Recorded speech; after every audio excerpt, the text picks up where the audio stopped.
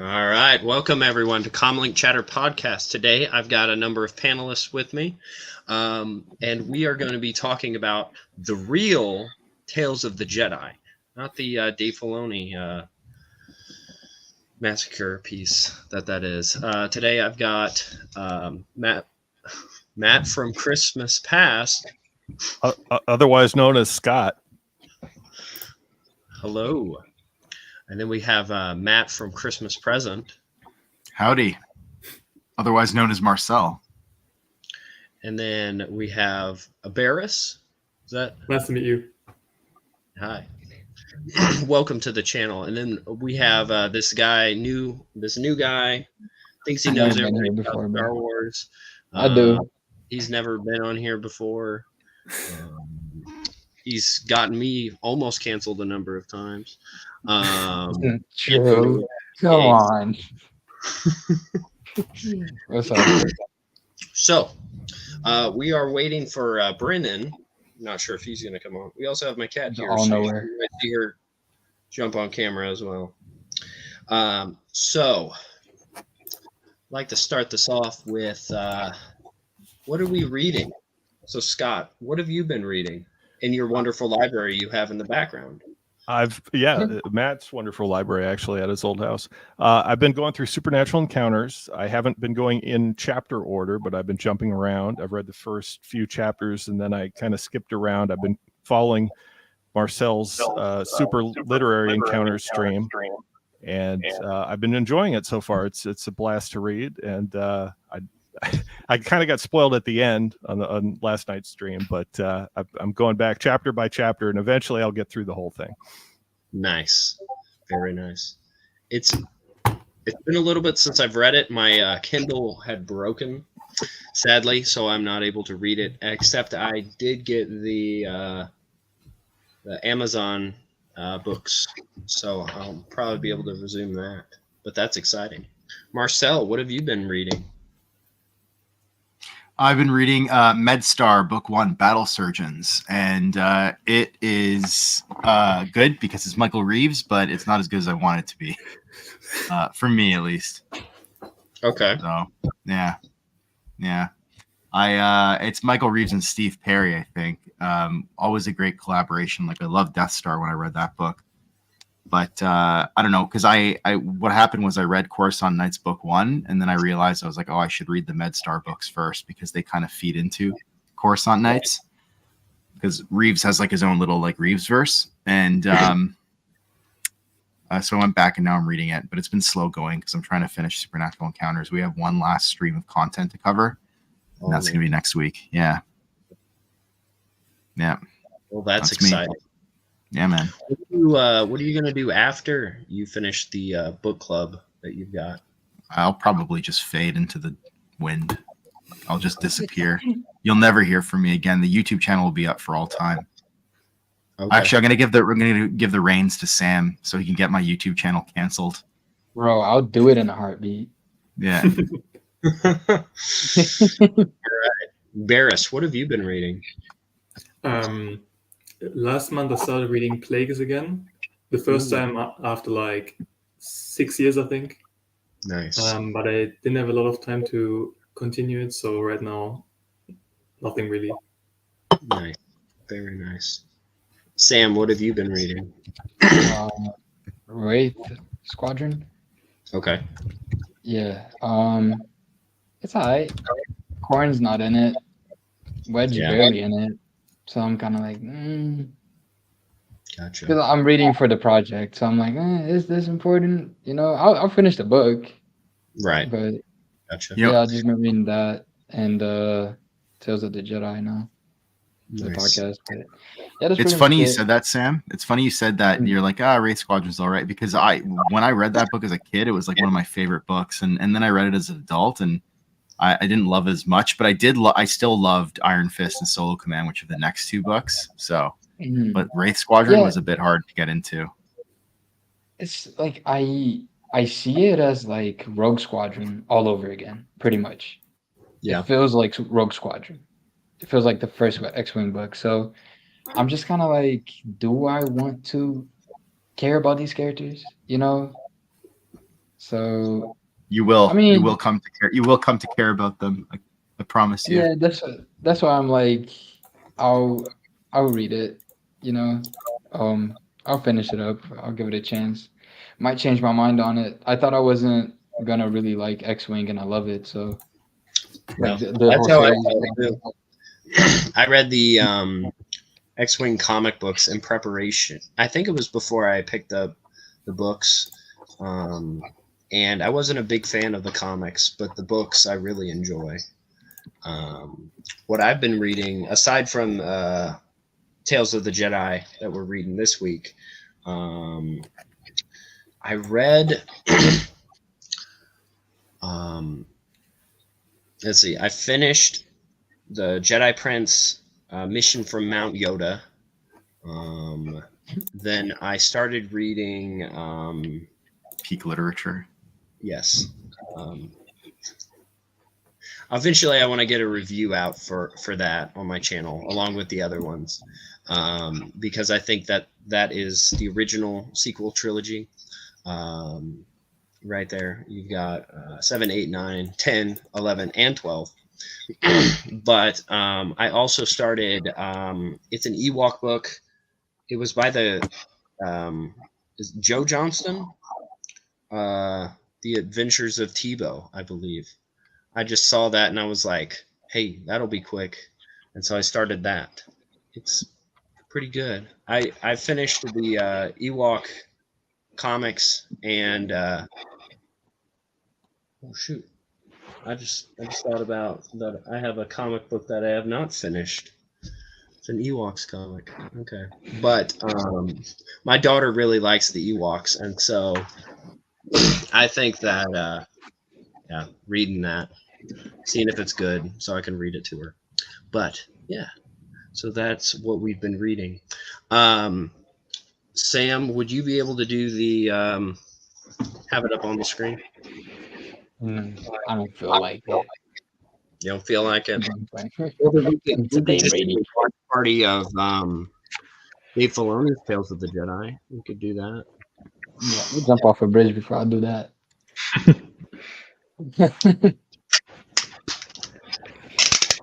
I did it, by the way. All right. So, what was everyone's like experience with their first time reading this story arc of Tales of the Jedi? We'll start with you, Scott. I read Tales of the Jedi very early on. I think it was one of my first Star Wars comic. I was probably 10 years old at the time. I thought it worked well. I was almost forced to read it because I was reading Kevin J. Anderson's Jedi Academy trilogy, and it referenced the Jedi of the past, the Sith of the past.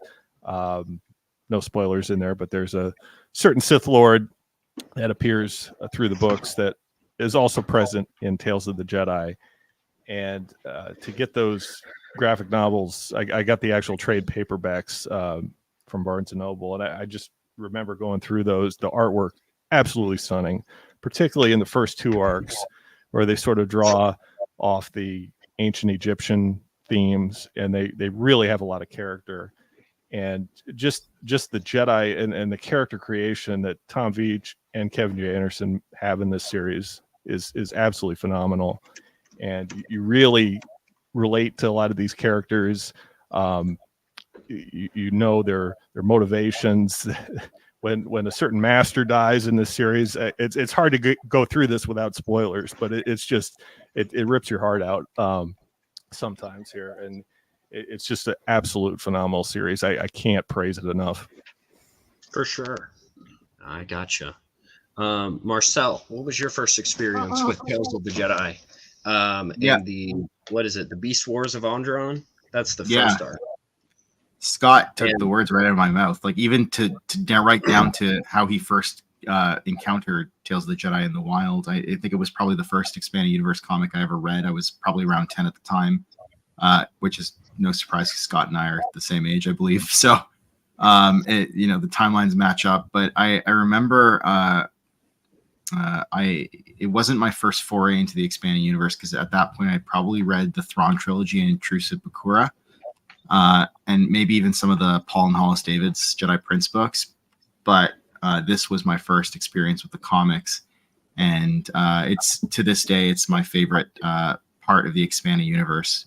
I would say Tales of the Jedi as a whole, but specifically the last few arcs, like the Sith War, Redemption, I think are my favorite. But this one is amazing as well. Like this is sort of what started it all, right? I think it came out in like I want to say like late '93, early '94.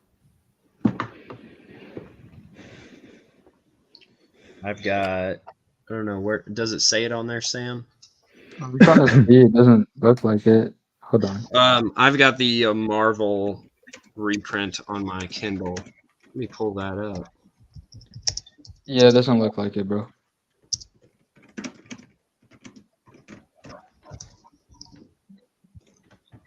I think it came out in '93. That one. 93. Yeah. Wow. So early EU.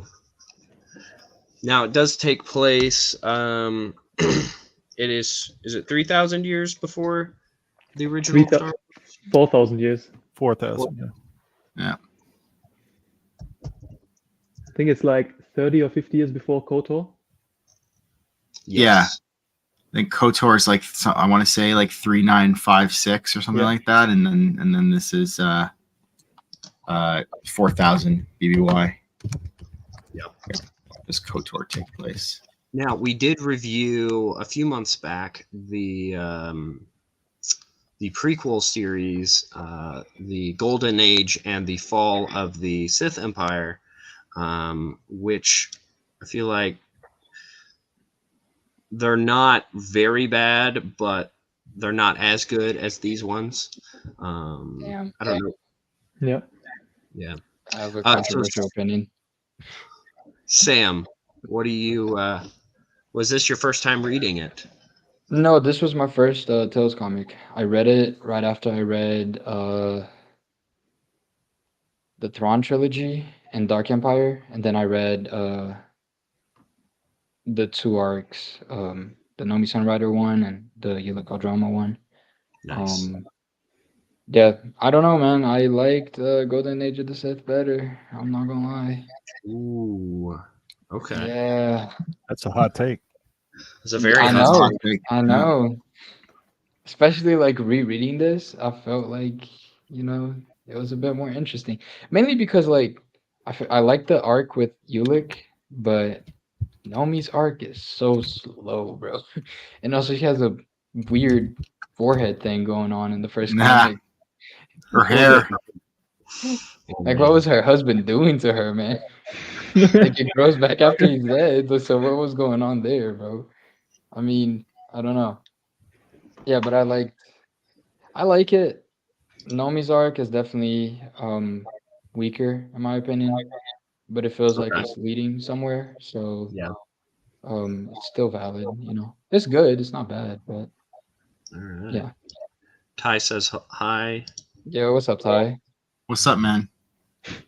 Rid says hello. Oh, that's me. Just, that's you. Okay. Yeah. Cool. All right. Barris, what do you was this your first time reading it? What was your no. like? The first time I read Tales of the Jedi, I was really young. Like maybe first or second grade, because my dad's a really big Star Wars fan, and he collected a lot of 90s comics and even had a few of those 80s comics. The ones with what's his name, the bounty hunter, Valance? Yeah. And like he made me read all of them because he wanted to make me a huge Star Wars fan as well. And I really like the Golden Age of the Sith ones, but I prefer the Sith Wars and Dark Lords of the Sith ones because my favorite character is Exakun. Okay. I really like his character arc. I also like Uli Kaldroma's arc, like his fall to the dark side, but I think I prefer Exakun. All right. Spoiler alert. I think that's the conventional opinion. I think most people enjoy those two arcs the best. But he's got me and Marcel beat, so he read it really early. Yeah. So I was in the womb, and my mother read it to me. I'm kidding. You know, you joke about that, but I did that with at least one of my kids, so I don't think it took though. Oh, you never know. They came out preferring the Disney stuff. I'm just kidding. I'm kidding. Preferred Star Trek. Preferring Star Trek. That's even even that might be even worse. Yeah. I was gonna ask, what is worse, saying I'm a new canon Star Wars fan or a Star Trek fan? New New canon. canon. New canon. Yeah. I mean, it depends on what era of Star Trek. If they're like, I only like the new Trek stuff, then I would be like, it's just as bad, honestly. Yeah. I mean, my dad's a huge Star Trek fan, and I don't care for it at all. I'm a Star Wars fan, so I guess I'm like the opposite. That's fair. I didn't really get into Star Trek until like I was in my mid-20s, which was about like 10 years ago. So I keep trying to, but it just hasn't stuck yet. I really like the Next Generation show, but I can't really get into the rest of it, either the original series or the new series after that. I'm just a Next Generation fan for some reason. I gotcha.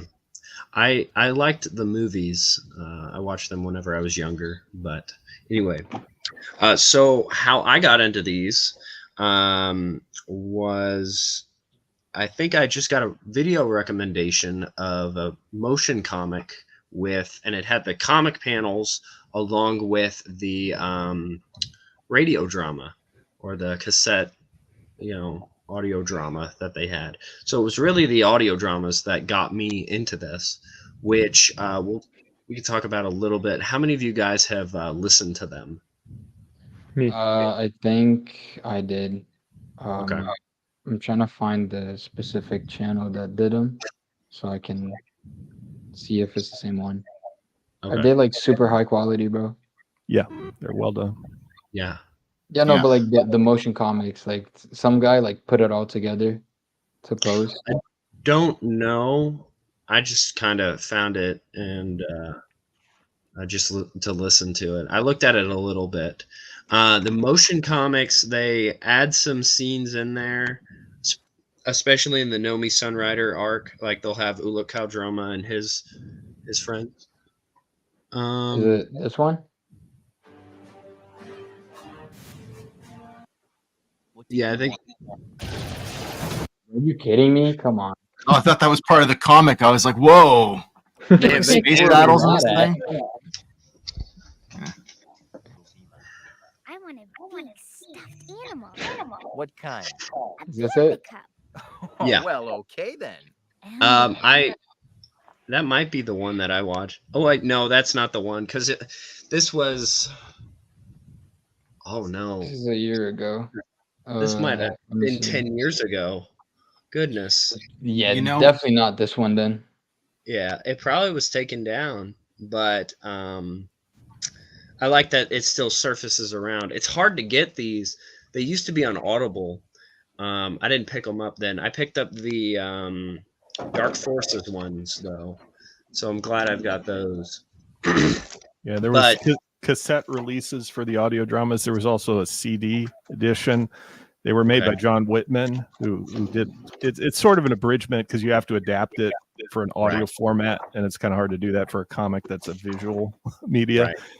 Right. But yeah, they were from High Bridge Audio, and I think they're really well done. The Tales of the Jedi arguably aren't as good as the ones they did for Crimson Empire and Dark Empire, but Yeah. that's just my personal opinion. Yeah, I agree. There were Really, there were some good. moments where I would read whenever I read the comics, and then I would listen to the audiobook of it. Some of the voices don't match with the faces. Like I wouldn't have picked that voice actor for the the brothers because like you've got this real chiseled looking dudes and they've got this hype like childlike voices. And I'm like, oh, that takes me out for a little bit. But yeah. So let's jump right into it. Are you gonna do this part at all? Is there anything in the opening crawl that stands out to you guys that Not really. it just kind of fills you in on it. It's funny, the Epic collection that I have doesn't even have that opening crawl. Really? That's a shame. That is. I that is I a shame. own all of these in single issue format, and I don't regret Me that too. because they also come with the Jedi Journals letters column, Yeah. which you can't get. Yeah. I have the trades as well. I just grabbed the Epic collection for ease of use, but I'm a little disappointed that that's missing. Man. Which I'm glad that digitally they still have it.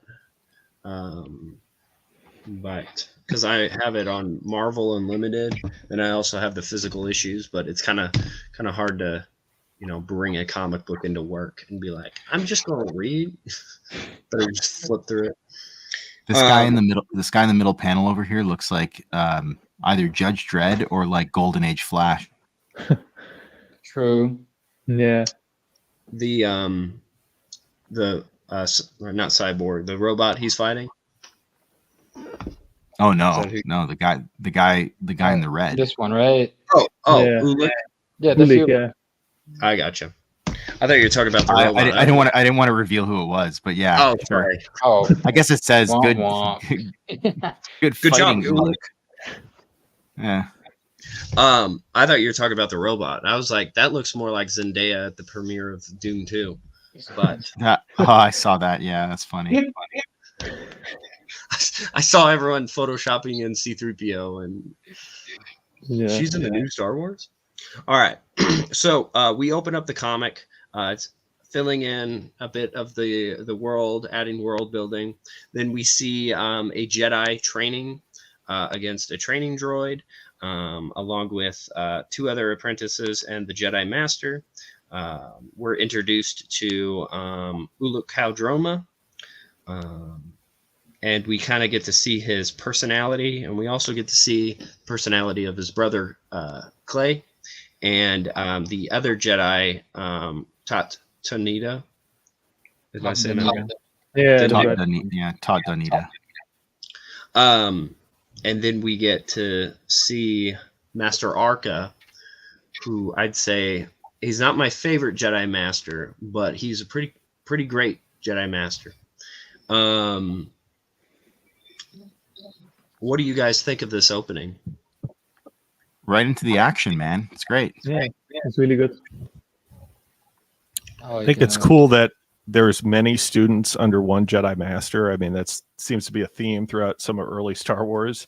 I'm not sure of the decision to make Donita a Twi'lek, because we have Os Wilhelm in the other series, who kind of looks like I believe he's a Twi'lek, if I'm not mistaken. No, he's not.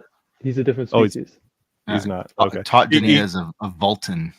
Okay. Yeah. Well, he kind of has the head tails. And when I first read this, and this is 10-year-old me, I kind of got them confused. I thought they were the same character. I think that's fair. Yeah. Wait, you said Thought Donita is a Vulcan?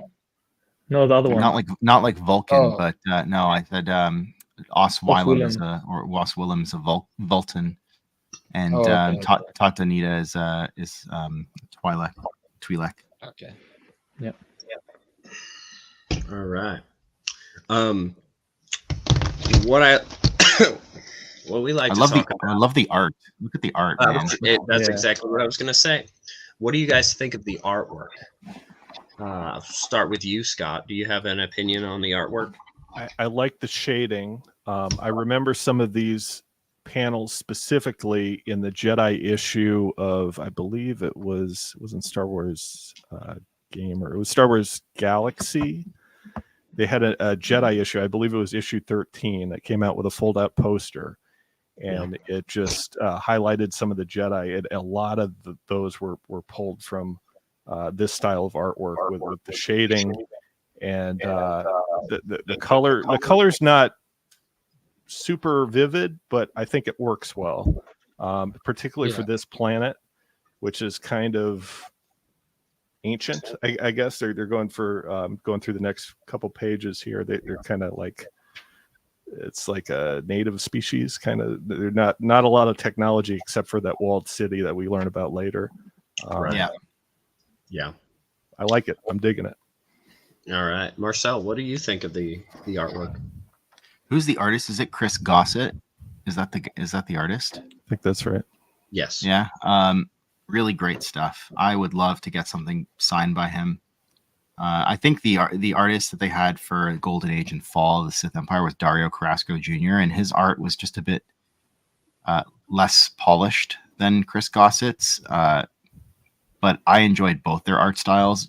But I think that this is probably objectively the more striking and polished art style of the two, and I think it like really sets the stage. Like look at the side profiles and stuff like that. I don't know, it just there's so much intentionality in it. I love it. You don't see stuff like this anymore. Like you guys know. I mean, art these days is what this. It's computer wrong generated, right? This is more free form. It's like somebody just drew this by hand. They weren't tracing any outlines or anything like that. Yeah, like Marcel, they have like you were like, "This is what art is." print There's running. yeah, it's terrible.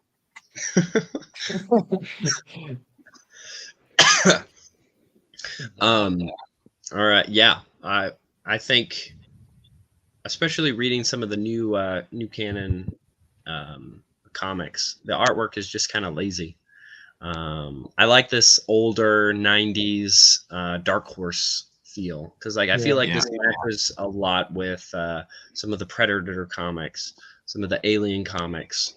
I'm not familiar with the artists very well. I'm sure since they're doing this for Dark Horse, they'll do it for other people, but I know that there's a lot of copycat artists out there, but it kind of adds this older feel to it. It makes it different than let's say Legacy or the Republic comics, which is good. And then also kind of, I think the downside of it is that like KOTOR kind of feels more Republic comics, and this is supposed to be like 50 years before that, because like this will be like ancient, and then you've got KOTOR, which is more closer to the Republic comics, but that's not really a criticism to it. I know a lot of people have issues with the art here, but I think it just adds to the vintageness of it. Sam, what do you think? I like how stylized it is. I usually like more normie art, I guess, because you can see what things would look like in like the normal style and not like stylized. Because I'm sure a lot of stuff from these comics, if it were to be brought into like live action or like animation, it would look a bit different. Like colors and like especially the environments. I don't think characters would change that much, but like the environment would definitely like be changed a lot because they focus a lot on the characters, and environment is like a secondary thing. But I mean, I see it kind of like the Dark Empire comics.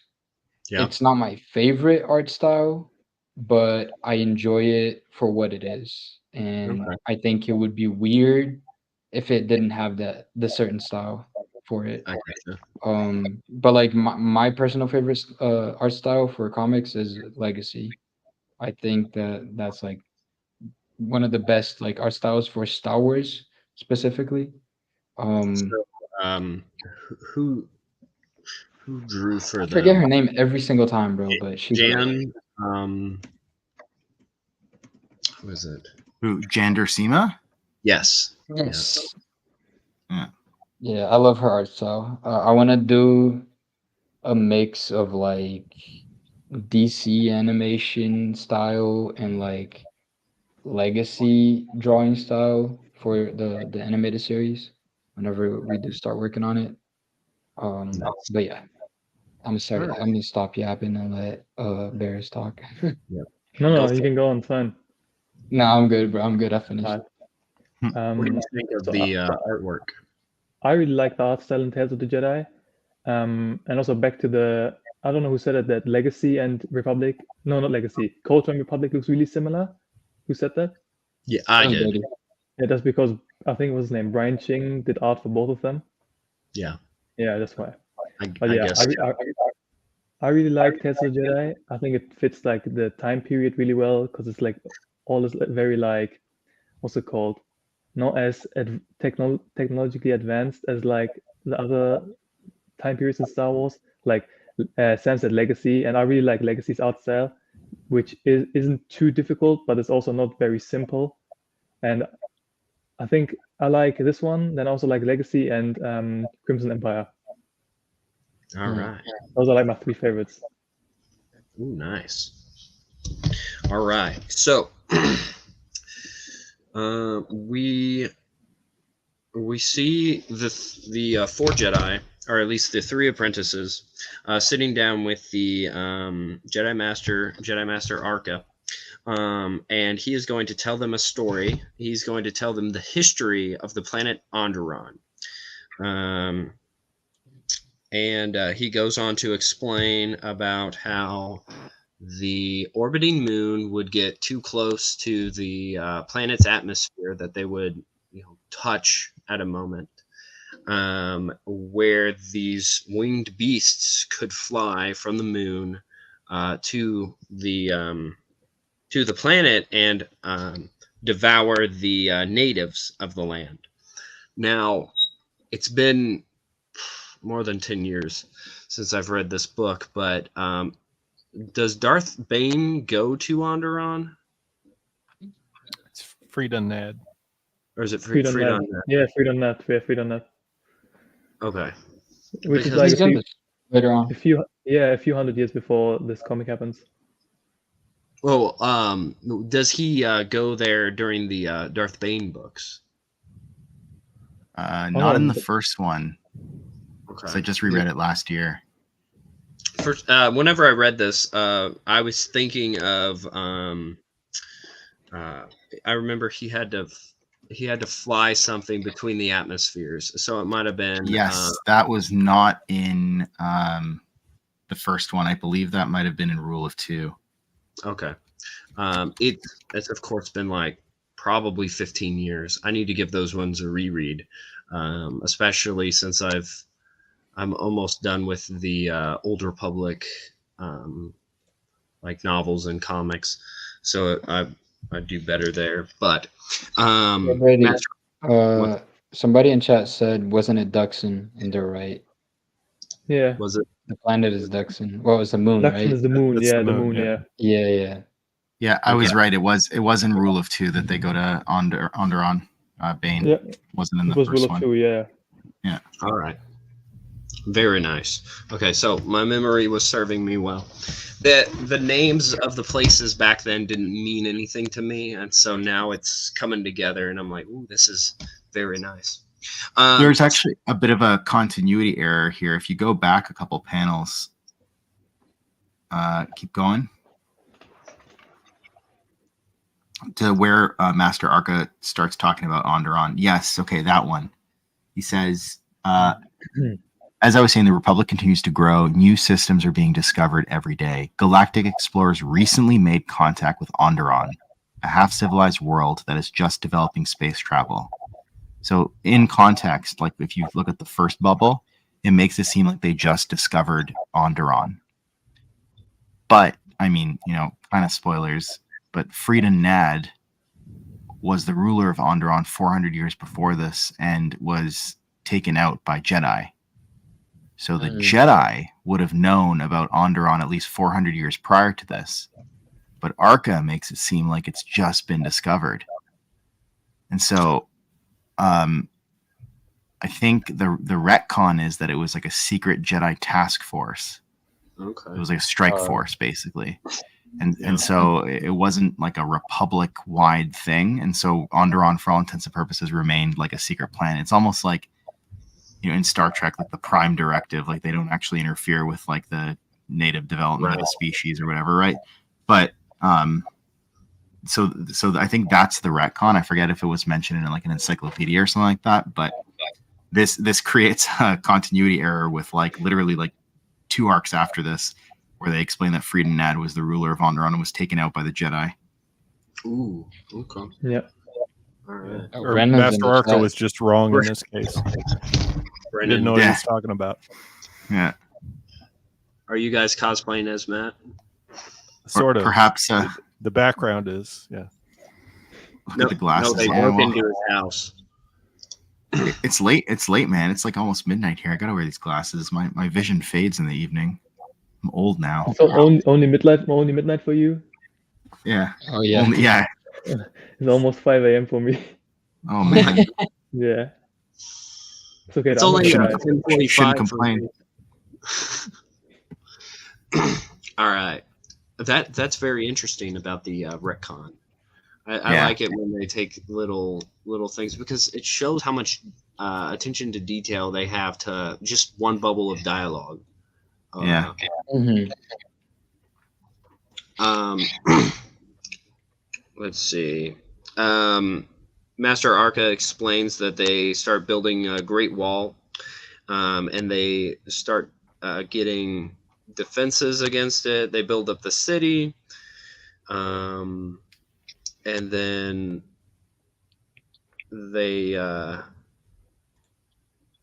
don't they explain the beast riders? Yes. So basically, they had this one city here, and then they would send their prisoners out of the city to exile, to be killed by the beasts. But then they eventually tamed the beasts, and then they were able to become a bigger threat to the city. And then that's all we've got for the little bit of backstory. And this is where the Jedi apprentices are like, "Hey, are you leaving us?" And he goes, "No, but I'm not going with you. You're going by yourself. This is your task." What do you guys, or Scott? What do you think of this little synopsis of the history of Onderon? I think it's good. It gives the planet character. We learn about how it's kind of a split civilization. You have the primitives, and then you have the city dwellers, and the tables may turn on that later. I think it's really nice that they get a visual. Like he's not just telling the history, but we see the panels of that. We see the artwork. I have one problem with the way the beasts are depicted. They seem to be almost like Minox, like giant Minox here. And I don't know if this is meant to be the past and they maybe evolved later on, but they seem to look different than in some of the later issues where they're shown. Yeah. I don't know if I had noticed that. Yeah, me either. Yeah, the guy getting killed in the background panel, he's like getting his head gnawed off or something. It kind of looks like he's getting eaten by a spider rather than a winged beast. Yeah. Yeah, that one. Marcel, what do you think of this summary of the history of Onderon? I was just saying, I actually had this whole soliloquy and I realized I was muted this entire time, but that's fascinating, Scott, that you pointed that out, because I've read this countless times and I never noticed that specific detail. And that's why I love talking about Tales of the Jedi with people, because every time I talk about it, I learn something new about this series, like keeps unfolding. But I really like the background history we get for Onderon and the walled city. And Duxon, and then being able to travel to Duxon in KOTOR 2, and you even get to go to the walled city Izes in SWOTOR, and I thought they did a fairly decent job of portraying it in that game. I just love it. It's one of the most unique. Ready? I see. Okay, just making sure. Yeah. Sorry, Marcel. No worries. It's one of the most unique areas in the Star Wars galaxy. For sure. Sorry, my we got a brigader. Yeah, okay, I saw. Yeah. my chat I always get harassed by people. How is your channel, man? I don't get it. It's so weird. Anyways, yeah, that's my 2 cents. All right. Well, thank you. Sam, what do you think of the synopsis of the history of Onderon? Man, I like it. It almost seems like there could be a whole movie about how Onderon came to be, you know? On some like what's it called? John Carter. Is that what that movie is called? The Disney movie Yeah. where the guy goes to like space. Yeah. Like he gets teleported to a different body. Yeah. Like a movie like that about this would be I would watch that. I'll pay good money Yeah. for that. But yeah, I mean I really like it. I like the visuals too. How they have like technology, kind of like the helmets, but also like, you know, still very like primitive. Um I don't know, man. I really like it. And I like how they don't reveal like the whole truth and we find Exactly. out with the characters. Right. Yeah, I really like that part of it. And we come to find out that Master Arca knows of all the mysteries that we see our characters. Sorry, I'm getting distracted in chat. We see like he knows about the events that the characters discover later.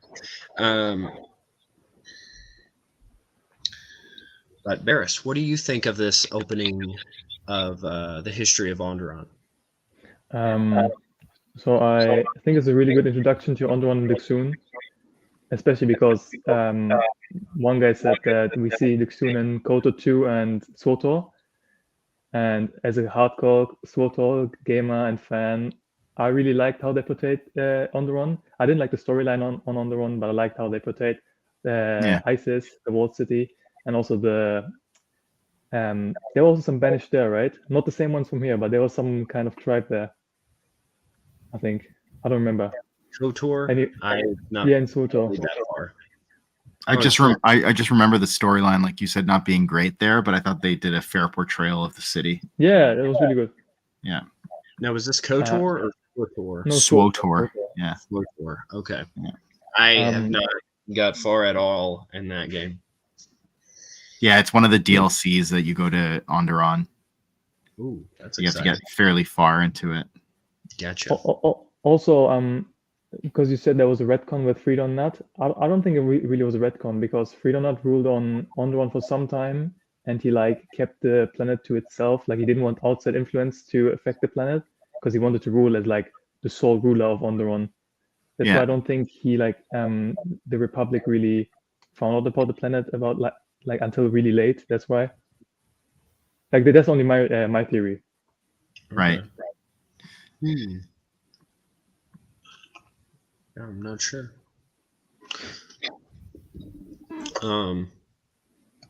Someone said in it, does Master Jeff have elf ears in these comics? I think he does. Okay. Yeah.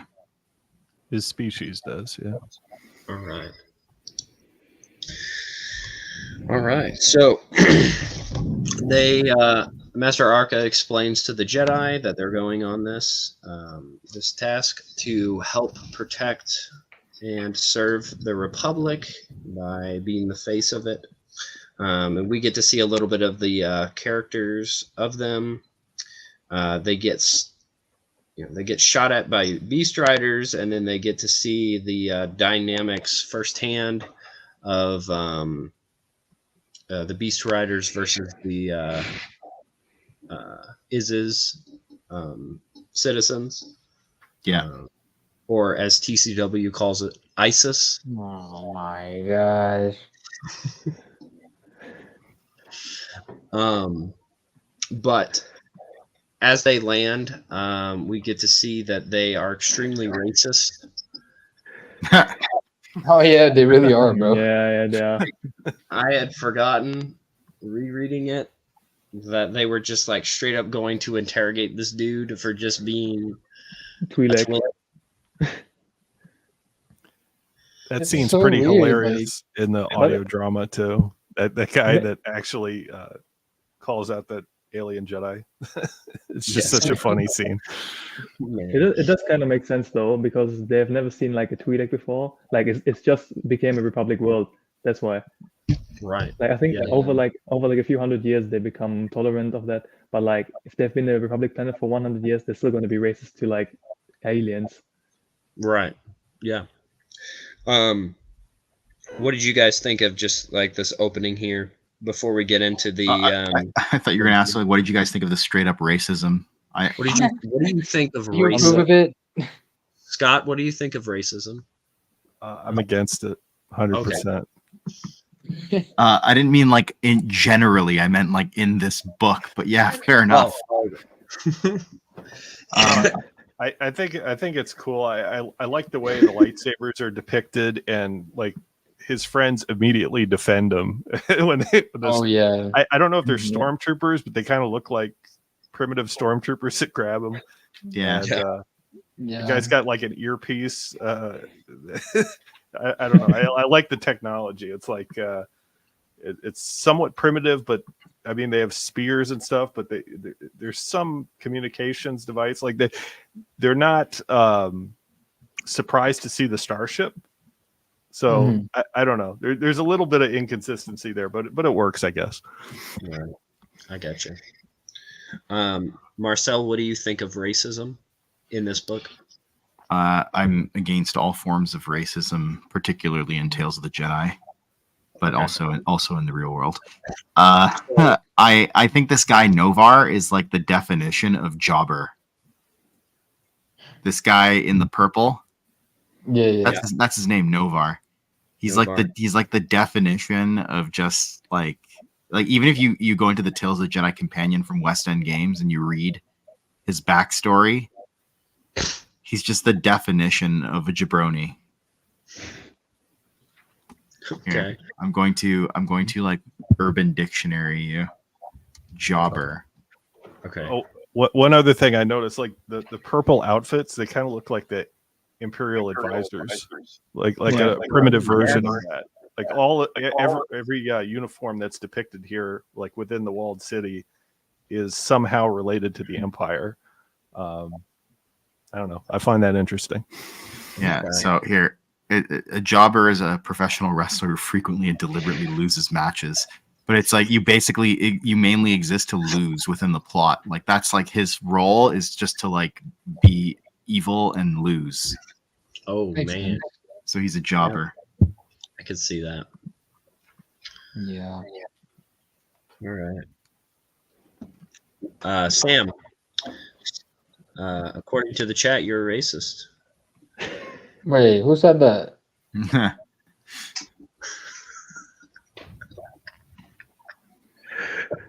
Barris, what are your thoughts on racism? Damn. Okay, I see how it is. Okay, Sam, what are your thoughts of racism in this book?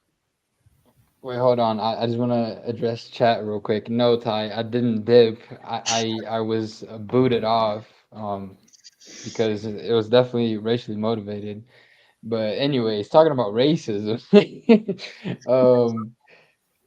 I think it's kind of like stupid that they want to like interrogate him, but they're like, oh yeah, no, the rest of you guys, you can carry on. Just go ahead, do your thing. You know, we don't care. But yeah, I mean, they're New World. They're gonna be a little old-fashioned, I guess. Which I know it's crappy, but they'll get used to it.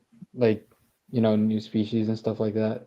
But Yeah. another thing that I wanted to say is how like everything is so overdone.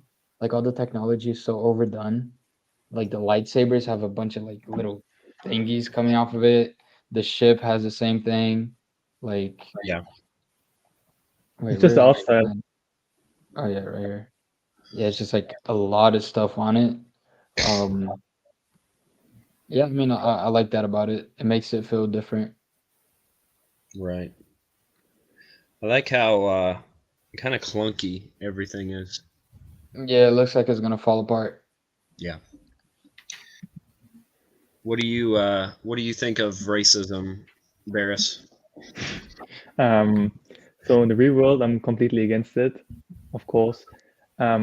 So I have a expanded universe meme page where I sometimes make racist jokes, like for example, the Empire or like the Sith Empire from SWTOR, or Tales of the Jedi. For example, Exar Kun is racist in one of the comics, but like I only do it as a joke to make people laugh. I'm not actually racist. What did you think of this this scene, these couple of scenes that we went through? Was there anything that stood out to you? I really like the art style of the lightsabers, like Sam said. Like those little things coming out of the lightsaber, like it makes it look more like primitive as well. And I think that the lightsabers back then are not the same ones that we see in the movies, for example, because that's like 4,000 years before. And also in the golden age of the Sith comics, the lightsabers still have cables with them. Is that right? Yeah, Yes. like power packs. Yeah, which I also really liked. But I love the art style. I agree that all the uniforms of the Onderon guards are really like Empire inspired, like Empire from the OT. So yeah. Right. All right. Any other comments before we move on to kind of the starting of the plot? I'd just like to say one thing about the lightsabers. I don't know. They almost look like Dooku's lightsaber, where it has a bayonet kind of attached to the end. It's not curved like Dooku's is, but kind of similar design style. Yeah, I see it. I see it. I like that.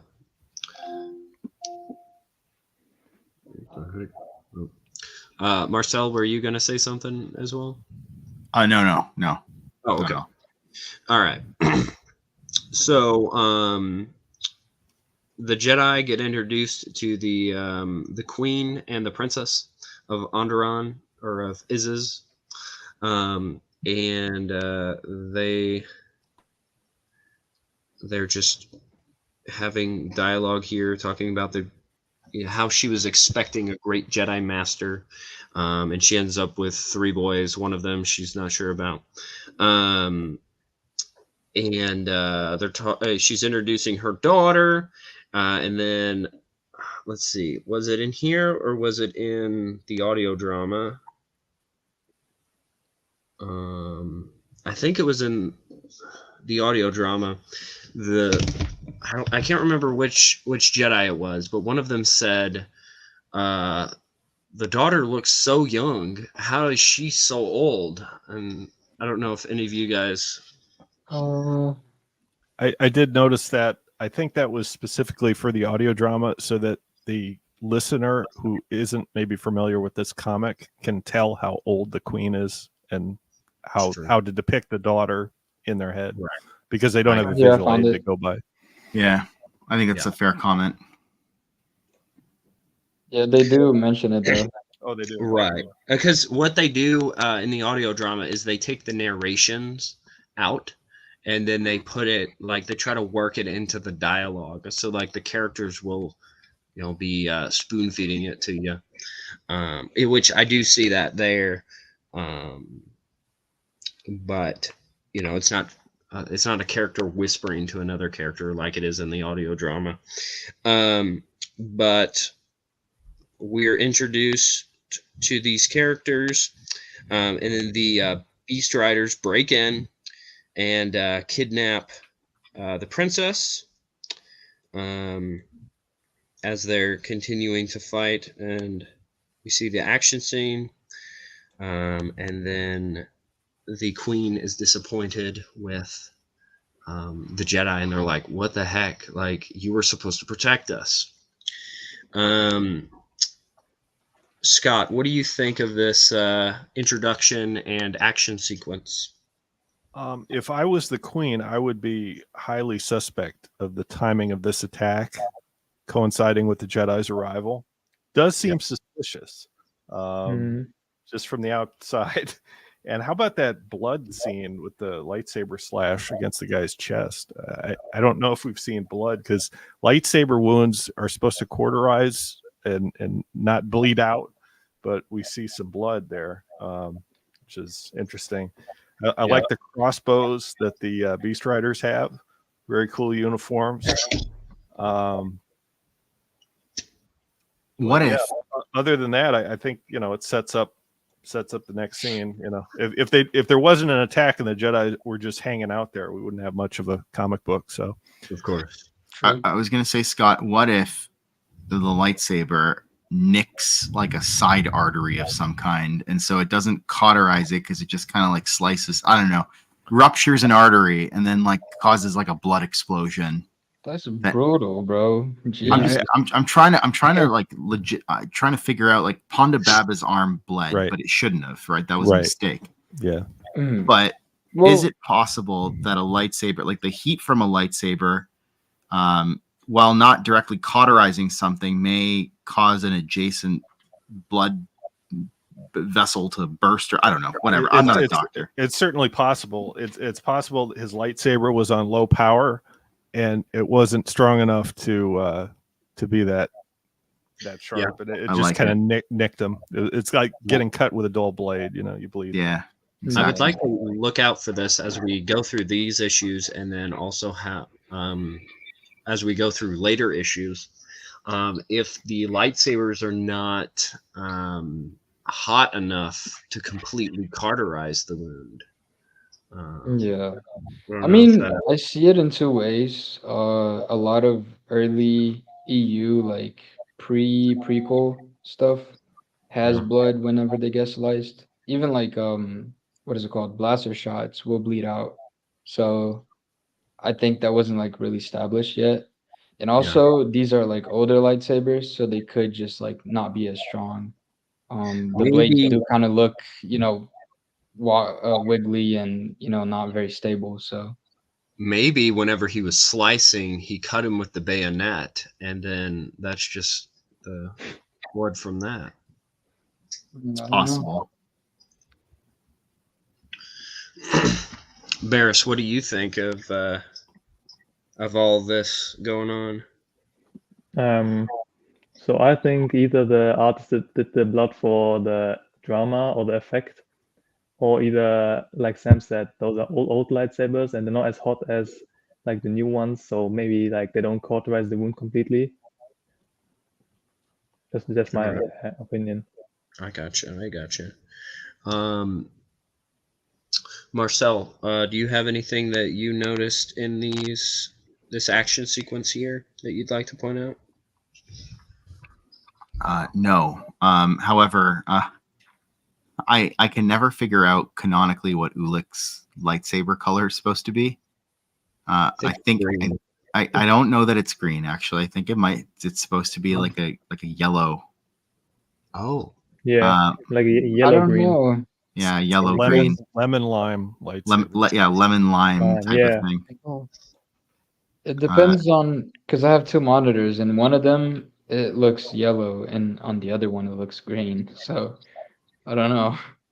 The other thing is that they don't tell you here, but other sources do. I think, like the source book from West End Games, is that Ulick and Kay Keldroma are from Alderaan.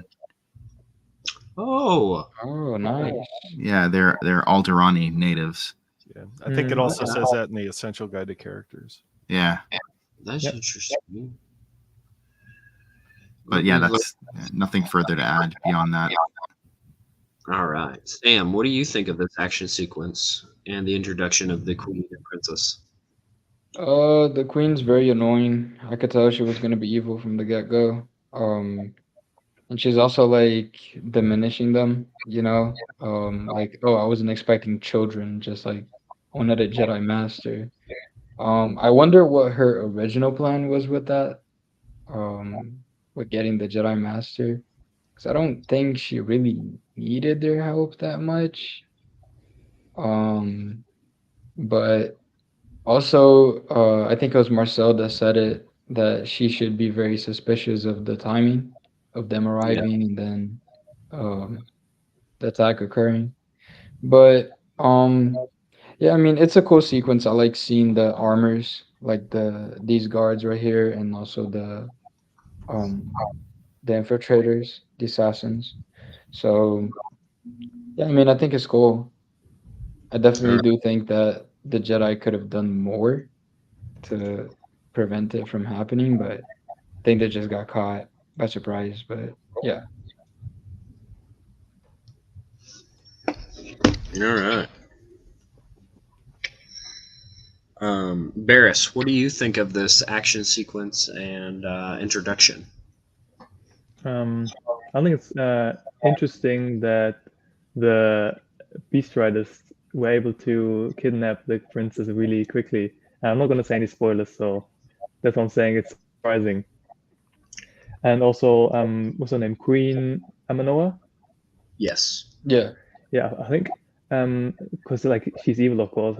I think her original plan was to get the Jedi Master because I think they're gonna like they want to do something with Jedi Master later on, and because she sees the Sacrifice three, yeah, sacrifice him because he's like a Jedi Master, and because there's 3 Padawan now or like Jedi Knights. I think Ulik is a Jedi Knight, right?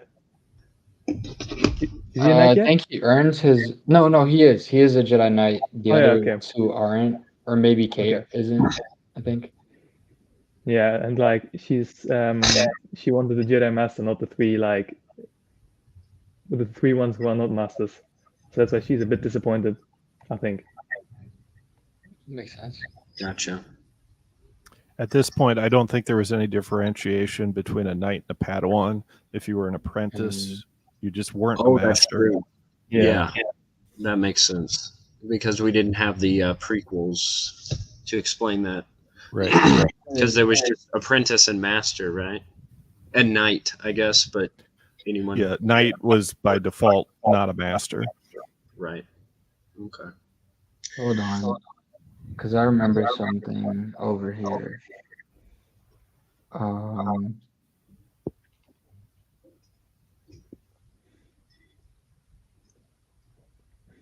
Okay, right here.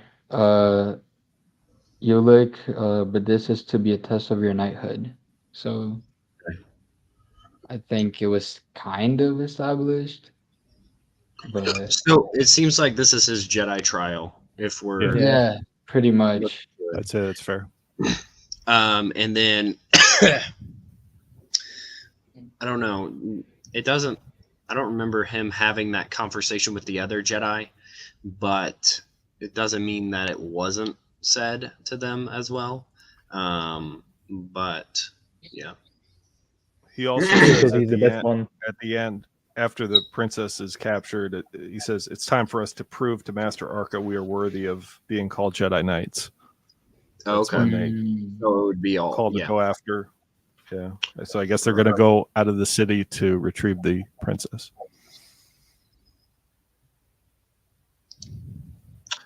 Jedi Knights are basically freelancers. What do you think? Yeah, he goes. Brennan will be coming in 45 minutes. Cool. All right. So, something I liked from this was you could start to see some of the character of, whenever there's that action sequence, whenever there's really an action sequence, we can see the different reactions that each of the Jedi have. And of course, they're all like, well, we stick with our training, we defend, but I believe it's Kay that says maybe we should tell Arca. Is that right?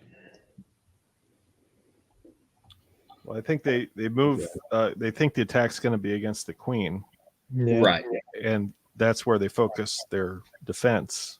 Right. And because of that, the princess gets captured. And they're Right. kind of caught flat-footed at that point. Right. And then later, where is it at? I'm trying to find it.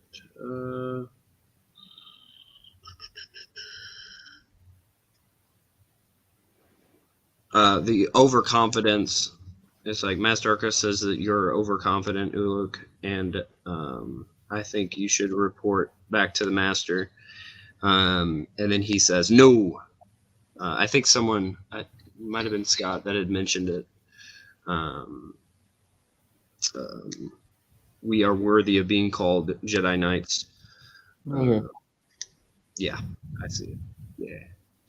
I do like the little detail to like the word bubbles. It's like, we will not return until your daughter is freed.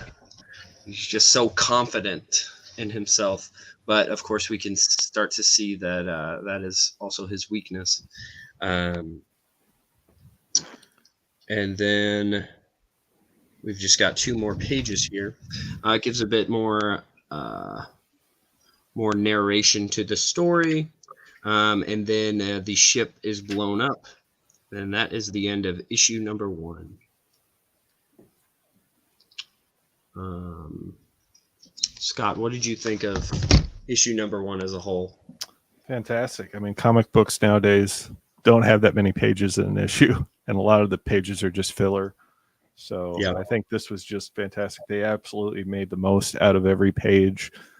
I didn't really feel like any of that was filler. Even the backstory was cool. Instead of explaining the city of Onderon and how it worked, to actually show it and add those extra panels of artwork, I thought was amazing. So I think it was fantastic. The last page where it says Karathum, you know, it has that sound. I don't like when they have that. I think it kind of takes away. The chip looks really weird too. So not all the artwork is great, but that last, except for that last page, I thought it was pretty good. Okay. Yeah, that one. I don't know what's going on there. It's kind of bizarre. I was like, why would you end on that? You know, Crackathum. I think they could have just dropped that page entirely. Yeah. Right. Yeah. Marcel, what did you think of the overall issue? I think it was fantastic. It sets the scene, does it perfectly, and I think it leads really well into issue 2. All right. Were there any cons to it? No. Yeah, I got one. What you got? It says on the cover, it says Marvel on the top left. It's supposed to say Dark Horse Comics. I don't like that. That is Sam. a con. I agree. Sam, get a better copy. Yeah. No, I think it's because when they were reprinted for the Legends comics, that's why they had to do it. I think, does that have the Legends? It's No, called yeah, it does. Dang. Sam, what did you think of the overall issue? I like it. I definitely like the second one more. Okay. Out of like the 5 that we're gonna review, the second one is like my favorite. Okay. But yeah, All right. Any cons? the Marvel thing. I What's like that? Dark Horse better. The Marvel thing that Okay, Barrett was yeah. talking about. Yeah, I I like got you. Dark Horse better. Yeah. All right. Barris, what did you think of the overall comic? Oh, I really like it. I don't think it was filler. I don't really think in Tales of Jedi there's really any filler comics because all of them focus on like Yuli Keldroma or Nomi Sunrider or Exakun, who are like the 3 protagonists of the series. Right. And all of them add to their character building, to the world building, to the story arc. So I really like the first one. Yeah. All right. Any cons except for the Marvel reprints? No, not really. Okay. All right. So let's dive into issue number 2. I do have to say this. Okay. So we talked about the artwork inside the book. The artwork for the covers, beautiful. That's Dave Dorman, correct? I think. Yeah. I don't know. Yep, it is. I see his name on it. I think Max made an article on Star Wars, what is it, expandeduniverse.com, about doing making posters, and I want to make every single copy of, or every cover from the Tales of the Jedi as a poster now. Yeah, there are a couple others by a guy named Hugh Fleming and they're Okay. also very good. Okay. Yeah, but I think it's later arcs. I don't know that he draws any for the original 5 issues of Tales of the Jedi. Gotcha. So they released these issues, the first 5 issues, in gold foil covers, like the Tales of the Jedi script itself, like the title is gold foiled. And when I found out about that, actually, I think it was last year or the year before, I immediately went and found them and spent $300 buying them. But they came with like a little certificate saying like this is like one of 7,500 or something like that. Yeah. I gotcha. Nice. Are they signed? Are they signed or just numbered? They're just numbered, but they all come CGC graded, and 4 out of 5 of them are like 9 point something, and then one of them is like 7.5. Wow. Yeah. I saw some, I think, Prelude to Rebellion and Vader's Quest. I've seen those floating around. Yeah. All right.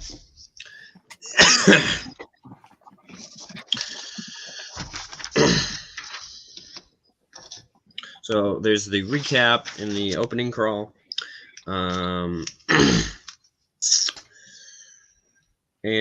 we see the ship crashing. And the Jedis are bracing for the impact of it.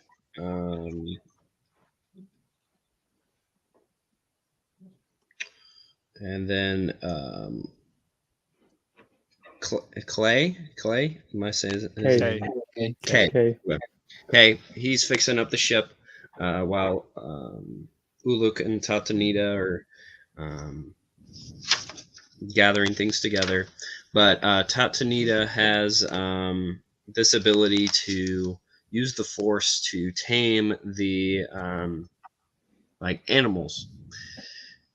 I really like whenever they introduce little pieces of using the Force to manipulate not only people's minds but also those of livestock and beasts and different things like that. Yeah.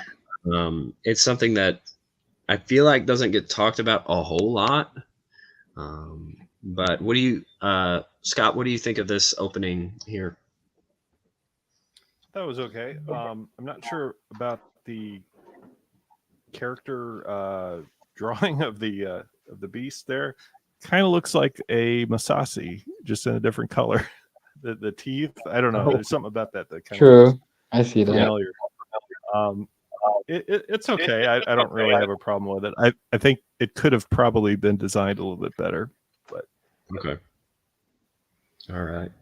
Marcel, what do you think? Yeah, I mean, nothing really to add beyond that. I don't think we really got into the action yet. So, but what I do notice of like these first few issues, like just the colors that are used, really great. I don't even know who the colorist is, but they did a really great job. Yeah, for sure. It kind of gives me the vibes of whenever they recolored the classic Star Wars, I think. Yeah. It could be the same person. I'm not that familiar with that there, but yes, beautiful, beautiful. Even like the detail on the ship, on that down ship, like you can see that some of the panels are kind of discolored and worn and kind of lived in and aged. You don't really get that kind of, I don't know, detail these days. I find like you just don't really. Like even like if you look along the side of the ship and stuff like that, like there's just so much little detail there that really kind of just immerses you in the universe as much as is possible in a comic panel. Right. For sure. Sam, what do you think of the opening? I agree with Marcel a lot. And one thing that he was talking about, like how it feels lived in, the ship feels like it was being used. I feel like a lot of newer Star Wars doesn't have that, and that's one of my biggest things with like in the Mandalorian season 3 when they go to Coruscant. I've not seen that. Don't watch it, bro. Don't watch it. Don't watch it. Yeah. All right. Like everything is just so clean, and it's like it's supposed to be Coruscant, bro. Like Coruscant's a dirty, filthy place. So. I mean, that's just a theme in newer Star Wars. Even the clothes And I don't think that this is really true for like Endor with like the environment, even though I don't like how they do it. Um, I think the clothes in Endor and in any other Disney stuff look more like Star Trek than they do Star Wars. And they're like so clean, they're not like, messed up in any way. And I Yeah. like this about, real Star Wars, how it's like, dirty and lived in. Right. Which I could some people might say that about some of the prequels and like even just like the Jedi. It's like in this we get to see the Jedi and they're in their own unique clothing, but then in the prequels it's just they're all wearing what Obi-Wan wore in Mhm. A New Hope, and it's like, well, that's why is that sleek and clean or whatever it is. Um, Yeah, but yeah, um, the details, yeah, the lived-in feel. I feel like that's something missed a lot in the new Star Wars. Barris, what do you think of the opening here? Um, it's really good. I completely agree with Sam. The new Star Wars looks way too clean.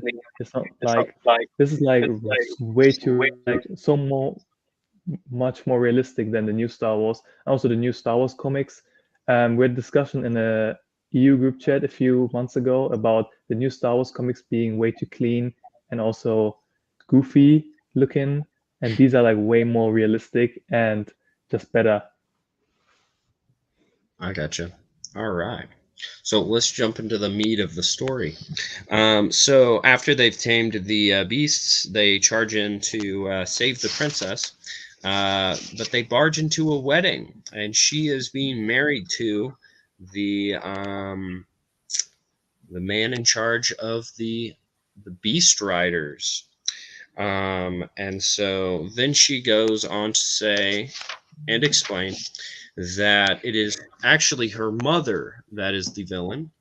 And she's been trying to get the Beast Riders and the citizens of Iziz to be at peace and not at war. But here's the big twist of this comic: all of the Beast Riders were people kicked out of the city because they did not want to follow the ways of the dark side. And so we get some backstory into that. We get to see what Master Arca left out of his history of the planet, and so the the boys are kind of left at a choice. They're like, okay, what do we do? You know, we have to go and try to make this, like, they pulled a very Jedi way of, hey, let's meet and talk about it and see if they'll turn away. It kind of reminds me of whenever Luke and the gang go into Jabba's palace and they give him multiple chances. Hey, surrender, surrender, surrender. We'll leave you alone. But then eventually they don't, and they have to kill him. But what do you think of this, the revelations here, Scott? Well, we're told by Master Arca that they're prisoners, right? That they did something wrong, and that's why they were exiled from the city. So the twist that the city is under the influence of the dark side is pretty eye-opening. And we get the sense that Princess Galea wanted to marry Oren Kira, who's I'm not sure if he's the main leader of the Beast Rider, but he's like one of the generals or something. Yes. And she must have been sneaking outside the city multiple times, right? Because she seems to know these people, and they prepared the wedding. So I'm not sure why she couldn't just sneak out and marry him at any time. I don't know why they needed to arrange an abduction, but especially because an abduction would cause somebody to go out to look for her, right? So I'm not sure it's the best strategy, but it's a nice twist, and we get the Jedi to kind of realize that they were initially fighting for the wrong side when they got to the planet, and I think they later start to suspect that it was all a test by Master Arca. Yeah, I got you. I actually think it's more of a Rapunzel situation where he has to sneak into the city to meet her. I think that because like I don't think it's that easy for her to sneak off and go to the moon when the moon is only like close to Onderon like every 4 months, right? Is that what my Arca said at the beginning? This isn't the Yeah. moon though. This is like the outskirts of Onderon. Oh, okay, okay. Yeah. Yeah, but I know what Bears is talking about. They explain later that the Beast Riders they go into the city disguised as like traders so that they can like do business and get like Yeah. resources, Oh, and that's right. that's how they met each other. Yep, I missed that. I take back what I said then. Yeah, Well, no, you're good. my thought Okay. too, what Scott you said is I could see how the Beast Riders would want to attack the city, but she would be afraid of that. So let's say the whole thing wasn't something she had planned, but something they had because they want war. But it sounds like she kind of, I mean, she wants peace, but she knows how stubborn her mom is.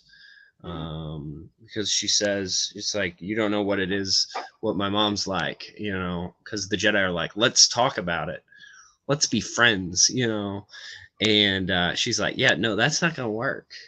So I don't, yeah, I don't know. I get the vibe that the Beast Riders are like, let's just like go and take the city because we can, because I think it's established later that they get technology from like off-worlders. I feel like I think I read that somewhere. Am I correct? You are right. I believe the whole point was that, like, now they've opened up their borders. They're getting guns from off-worlders Because Isis doesn't want to really, or at least they're being a bit more slow about trading and stuff. But the Beast Riders are really quick to it. At least that's the impression that I got. Yeah, they seem like the more evolved people, which is weird because they're like portrayed as like primitives. savages. Yeah. Yeah, but they're like more open to change and technology and all of that. Yeah. Whose turn is it to talk? No clue, bro. No clue. It I doesn't think it matter. was Sam, right? I think What it's is Sam. it? I mean, I've been yapping. I think I said everything I had to say. I have one thing to say.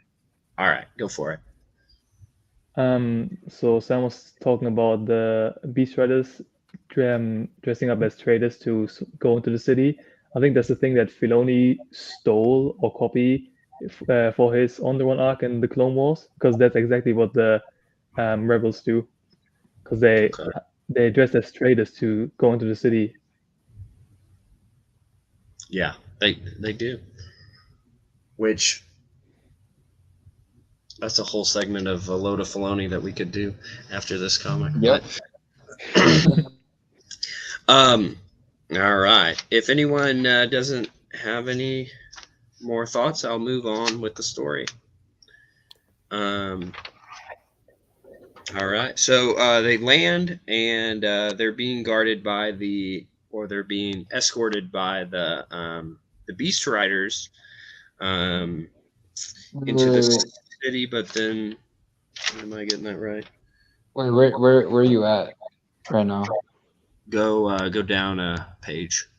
Wait, hold on. Can we acknowledge this? Like him just rallying everybody? Oh yeah, go for it. And there's like a panel later on that I'll talk about it when we get to it.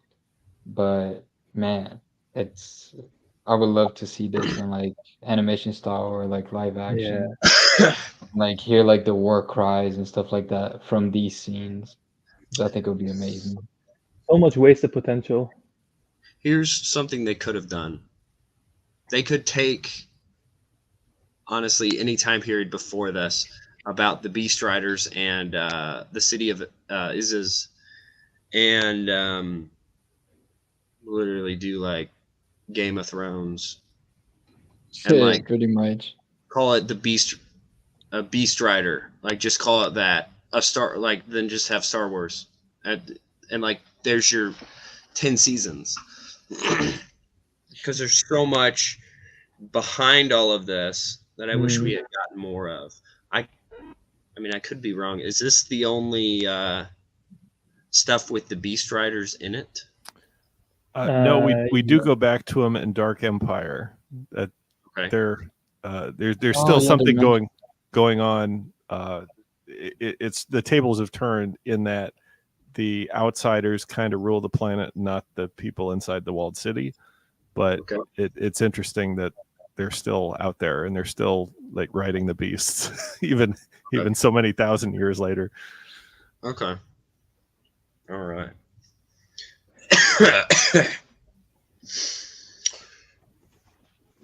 All right. So they land the ship and they go and confront. How do we? Amanoa. Queen Amanoa. And she has given herself over to the dark side. And so she is summoning the spirit of Freedon Nad. And so her husband is the descendant of Freedon Nad. Is that correct? Yeah. That is correct. Yes. Okay. Yeah. And she was and she's been worshiping him the entire, her entire life. And so we see them break in, try to stop her, while also the armies of the beast riders are trying to, they're just waiting to attack. They've been planning this for so long. They're so hungry for it. And so through all of this, they go and attack. And then, I just have to say, artwork again, fantastic. We see the proto, stormtroopers fighting. Wait, where you at? I'm down a little bit. Oh, this is what I wanted to talk about. Okay, go ahead. Look at this panel, bro. Look how many soldiers are there. Yeah. That's like, I would love to see this. Because, I don't know, man. And imagine, like, because the way they describe it, it's not really, like, shown, but, like, they describe the beasts as, like, taking over the skies. I would love to see that, like a swarm of bees or something, but I don't know. Oh, yeah. Or like thousands of little dragons. Yeah. Yeah, pretty much. This is basically, it feels like it's sci-fi versus fantasy right here. Mm-hmm. And, like, I think that it's definitely a battle I'd like to see expanded upon more, visually also. Scott, what do you think of the battle scene? The battle's neat, and it's interesting that the Jedi kind of go in and try to take care of things peacefully.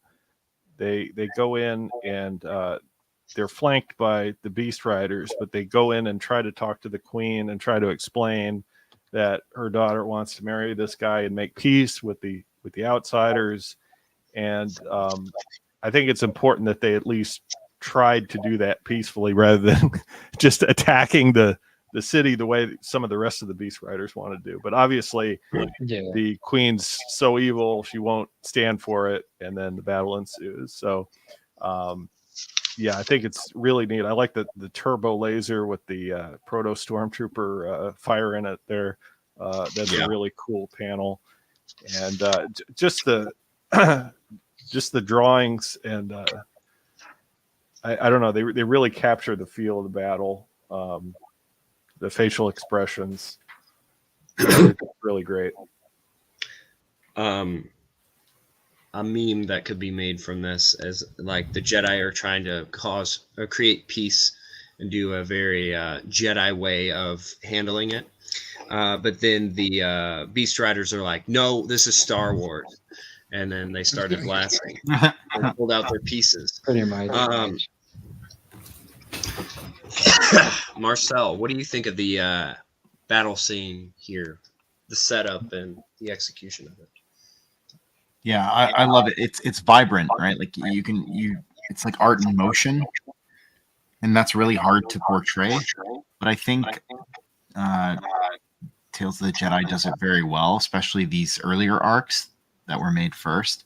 I wasn't as enamored with the space battles in Golden Age of the Sith and Fall of the Sith Empire, but you have a lot of ground battles, and you also have them in Golden Age, I think, with Koros Major and Empress Teta and the rebels and stuff like that. But you have them here, and it just looks like things are in motion, like these. They're ready to move right off the page, right? There's just everything's kind of just going crazy, and if you look, there's like these steampunk elements to their rifles. Is that like steam coming out of it? It looks just like absolutely crazy. Yeah. I love the armor. I love the aesthetic. I love the battle. I think it's great. No, they're not Mandalorian war droids. They're just attacking the city. Oh no, Brady. I think he's like saying like hypothetical situation. Hypothetical. Like, Beast Riders versus Mandalorian war droids, which I think the Mandalorians would mop the floor with the Beast Riders. I don't think 100%. there's even a discussion there. Yeah, The Basilisk droids, bro, they're not playing around. Yeah. It would be cool to see though. It'll be exciting to get to the Mandalorian issues of Tales of the Jedi.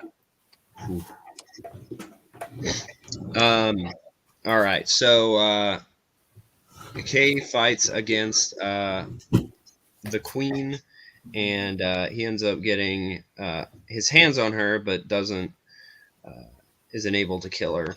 But then the guards go and attack, and then, of course, it is Star Wars, so we need a limb disappearing. And so they slice off his limb. His arm is gone, and he cries out, and then we see more of the battle going on. Something I liked about the radio drama is that we get more dialogue with the soldiers, and it feels like we're like in there in the trenches with them. But Sam, So did you talk about the sequence yet? Did I get everybody? I haven't had this many panels on in a little bit. yeah, you got me. Okay. Did I get you, Barris? Yeah, I have nothing to Okay. All right. Good. Sorry. All right. So,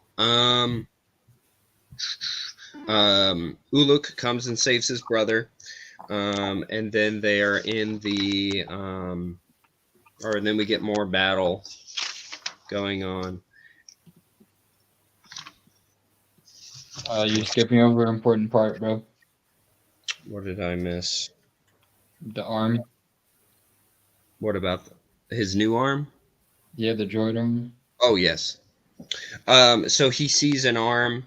Well, they end up going to the king's workshop where he has a number of Prosthetics. prosthetics, droids, all kinds of stuff, and he's like, "Oh, I just lost my arm. Well, that's okay. I've got an even better one right here." For me, it was a little jarring that he's like, no, I've got a better one right there. But it's fine. It's fun. I think it's not like set up before, but afterwards, I think his master talks to him and he's like, "Oh, you're already like replacing your limbs with electronic like limbs." It seems like they've had that conversation before. Like it was something that he wanted to do, you know? Yeah. From the way they talk about it, but yeah. I think they say he's a mechanic or he's mechanically inclined. They Yeah. show it when he's fixing the ship. Right. Also on the start with the training droid. Yes, yes. Scott, what do you think of the continuing battle and then Kay's arms demise? I like that it's fast paced. The fact that, in one panel he gets his arm cut off, and by the end of the next page he's putting his arm back on.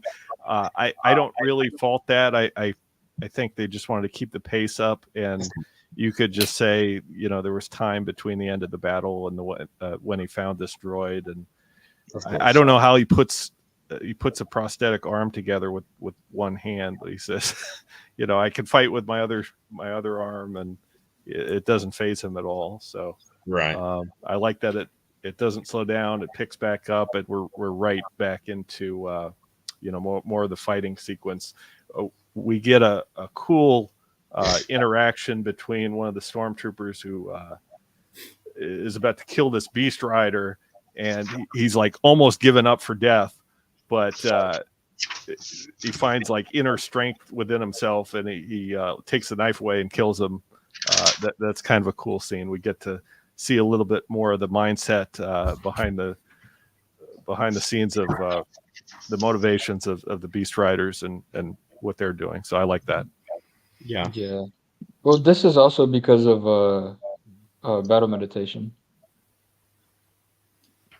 Are Because, the beast riders force sensitive though? Well, from Master Arca, because he enters. Yeah, Oh, that's Arthur right. enters the Yeah. system and he's like doing battle meditation to Yeah. like force the battle in like the way that he wants. That's I think right. Arca already knew everything. Oh yeah. To like, see if it was true or to like test him out, But For sure. But it is good to see that once a battle meditating master approaches, how much the soldiers get the strength back, the motivation back, the different things there. I like how they show it, because like you'll see the losing battle with the beast rider, then you see the ships start to show up, and then the stormtrooper loses. But what did you think of this, Marcel? Yeah, I like to. Are you talking about like overall, like the issue overall, or just This sequence here with Kay and then Ulick? Yeah. the beast rider battle meditation. So just to go back to the whole K losing his arm thing, I think like Star Wars has a fetish with like people losing limbs. Yeah. And Jedi.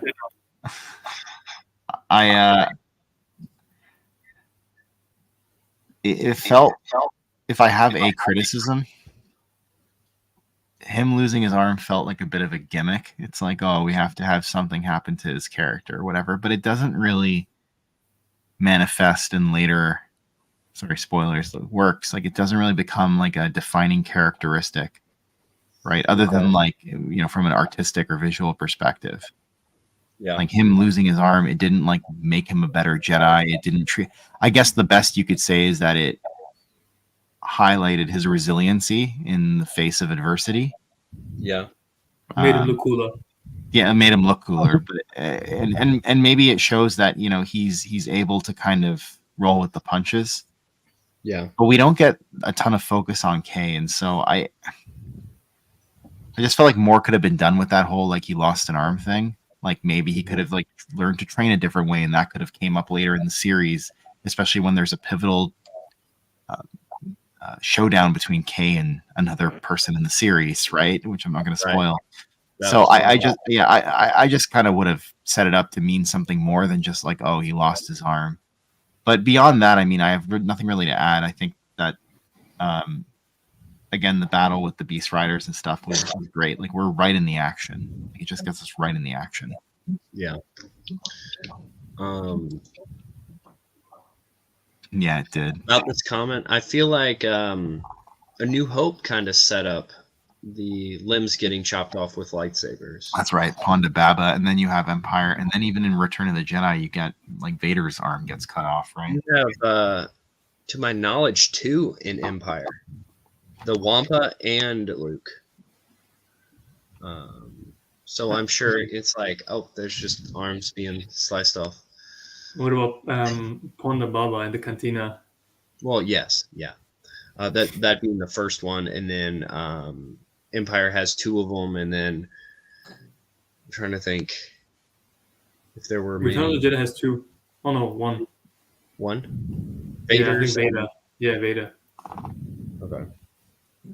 And then the prequels, people losing their limbs in every movie, heads, legs, everything. Well, Sam, what did you think of Kay losing his arm, and then us seeing the result of battle meditation? I don't really mind him losing his arm.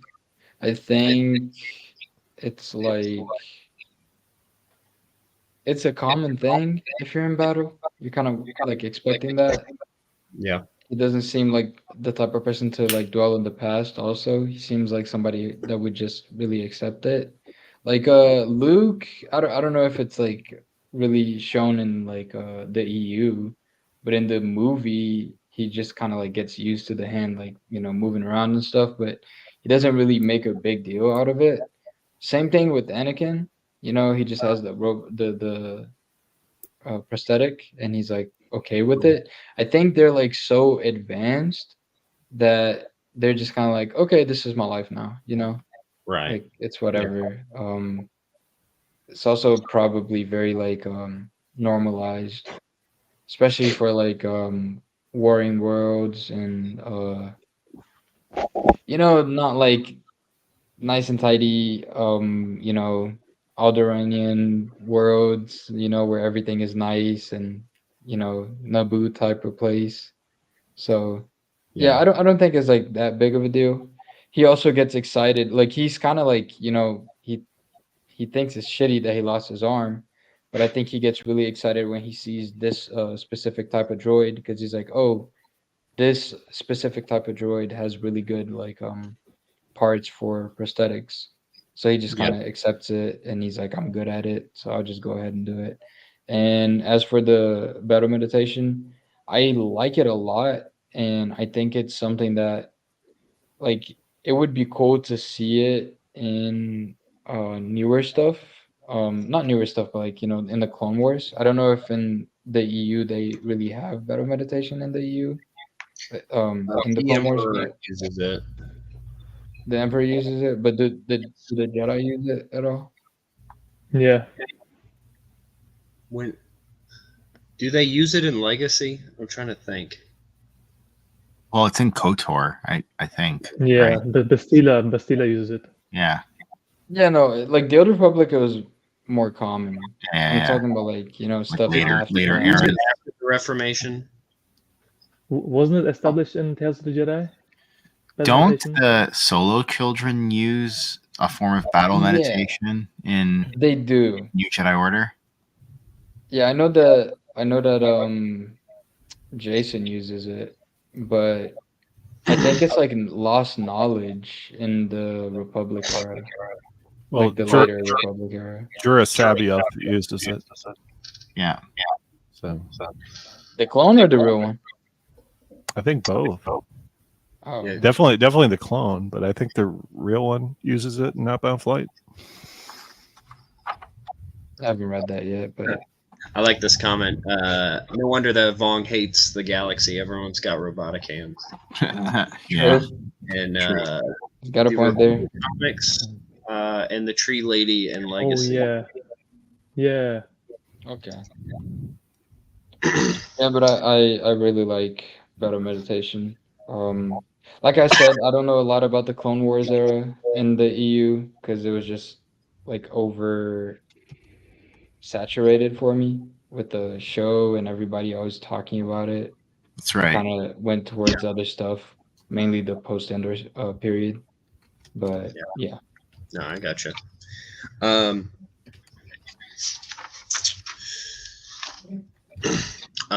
Barris, what do you think of Kay losing his arm and the illustration of battle meditation? Kay losing his arm, I'm not gonna lie, I didn't add anything to his character. Like, I think Marcel, did you say that? Yeah. Yeah. But also, because it's very fast paced, and he like loses an arm, and he's not like even crying about it much. He's like more happy to find the droid which has a fitting arm. Shows how he can stay calm under stress, which like really shows his Jedi qualities. Yeah. I like the bell meditation. I think bell meditation first appeared in Tales of the Jedi, right?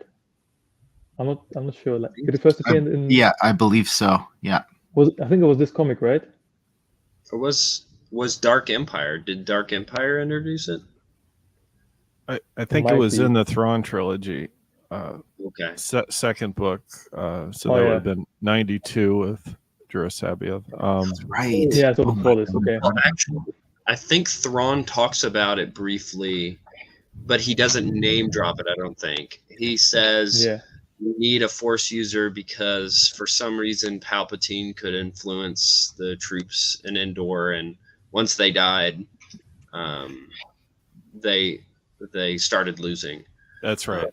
It's the first book because Yeah. Pelion kind of they sort of test Sabayoth to see if they could do it. They attack some random outpost, and yes, they do get better efficiency.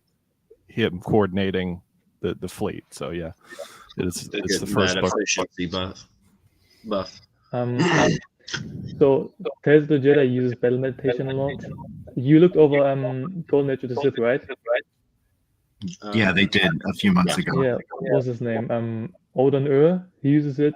His master, that brain guy with the tentacles, Master Uru. Uro. That's Brady's Uru favorite is cool. character.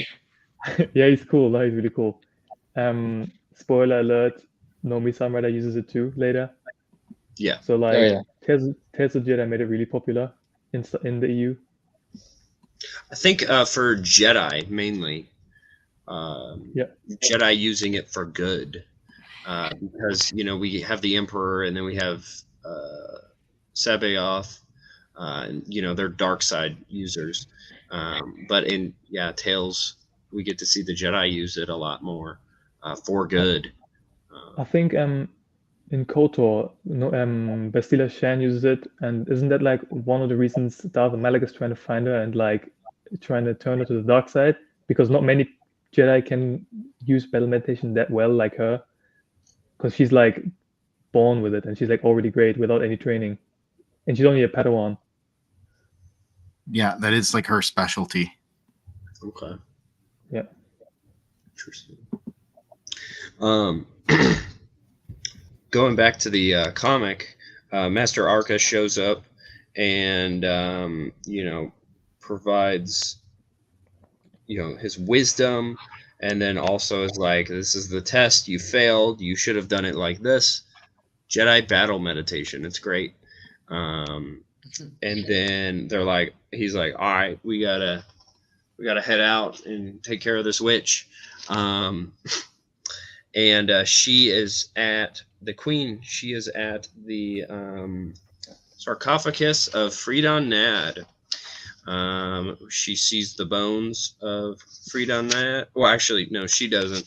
But Master Arca walks up, and she has given herself so much to the dark side fully. I'm trying to think if they say it here or if it was in the audio drama. That this is the most into the dark side that she has been. And so when when Master Arca walks in, he is covered so much by the light side that it kills her. I love that. He just rolls up. He's like, all right, I'm done. And then he explains the Freedon Nad, how he was seduced by the dark side 4 centuries ago, and he apprenticed himself to a Dark Lord. Later we know which Dark Lord that was, and then we get the new queen of the city, The princess has taken that role. There's peace there, and then Kay's like, anyone up for arm wrestling? And then we get there's a lot that I'm skipping over, but just for paraphrasing here. My favorite part here right at the end might be a little setup, spoiler alert for people. Uluk, my son, pray that it never happens to you. And he's referring to turning to the dark side, and he gives him the side eye. And I'm like, what's going to happen?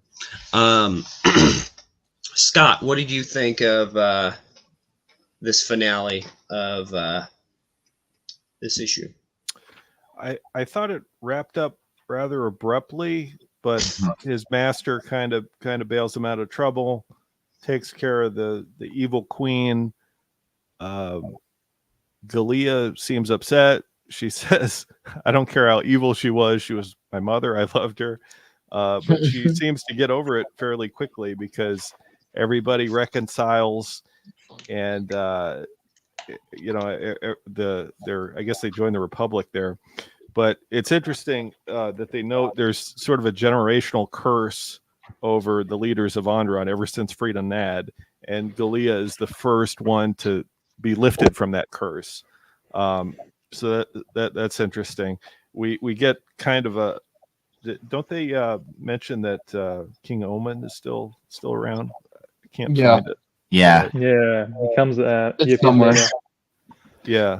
They do allude to it, Scott. You're right.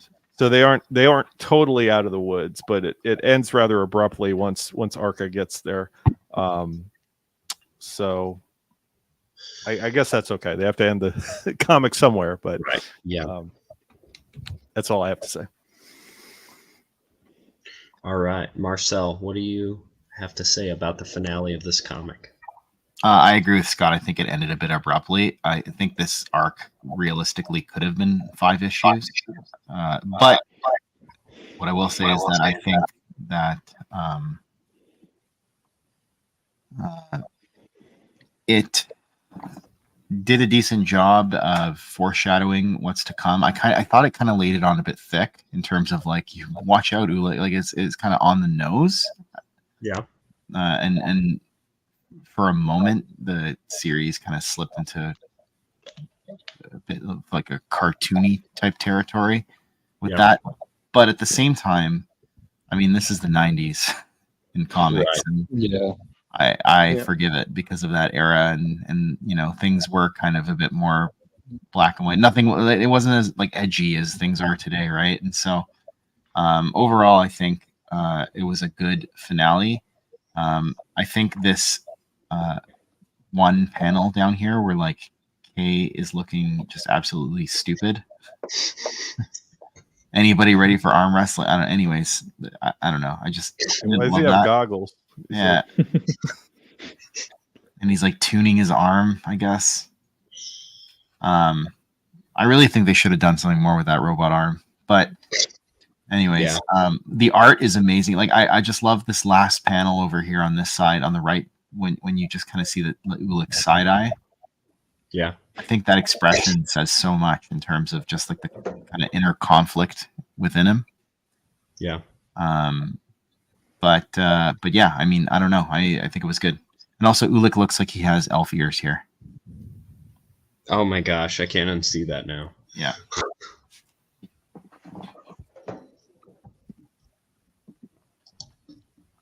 We have another. Run! The all knower showed up, guys. All right, Sam, what do you think of the finale of this comic? I agree that it like ended a bit fast, like out of nowhere. Felt like we were in the middle of the battle and then it just ended.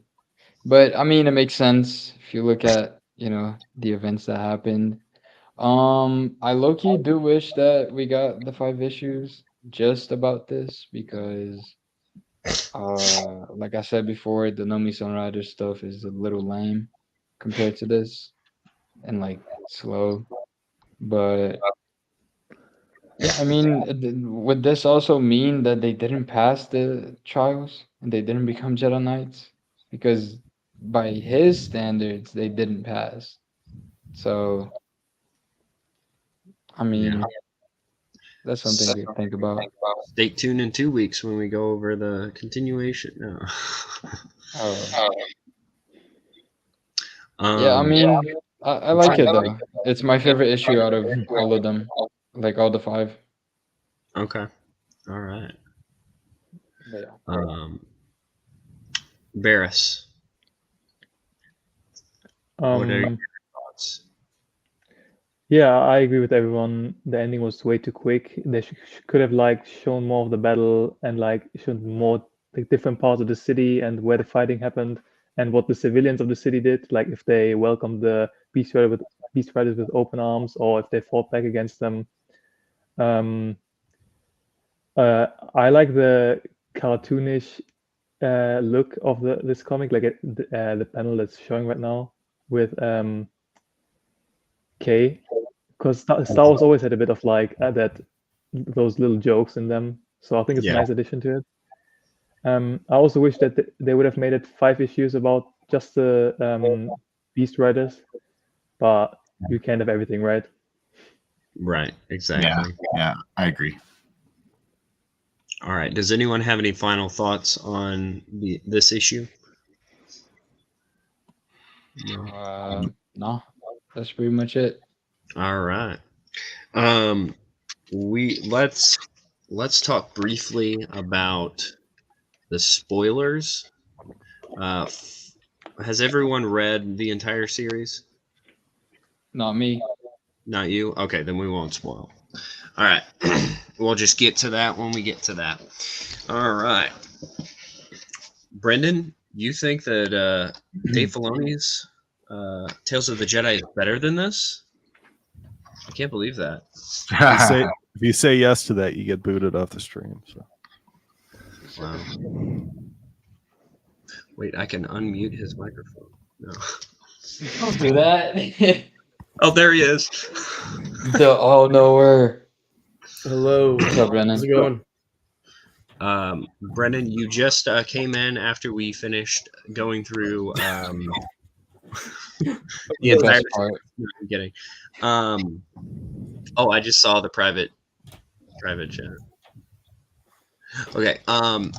What are your thoughts of the Beast Riders of like the Beast Riders War? Yeah, it's all pretty good.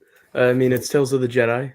It's all pretty good. I don't think it's the best of it, but it's solid. It's great stuff. All right. Is there anything you would like to add?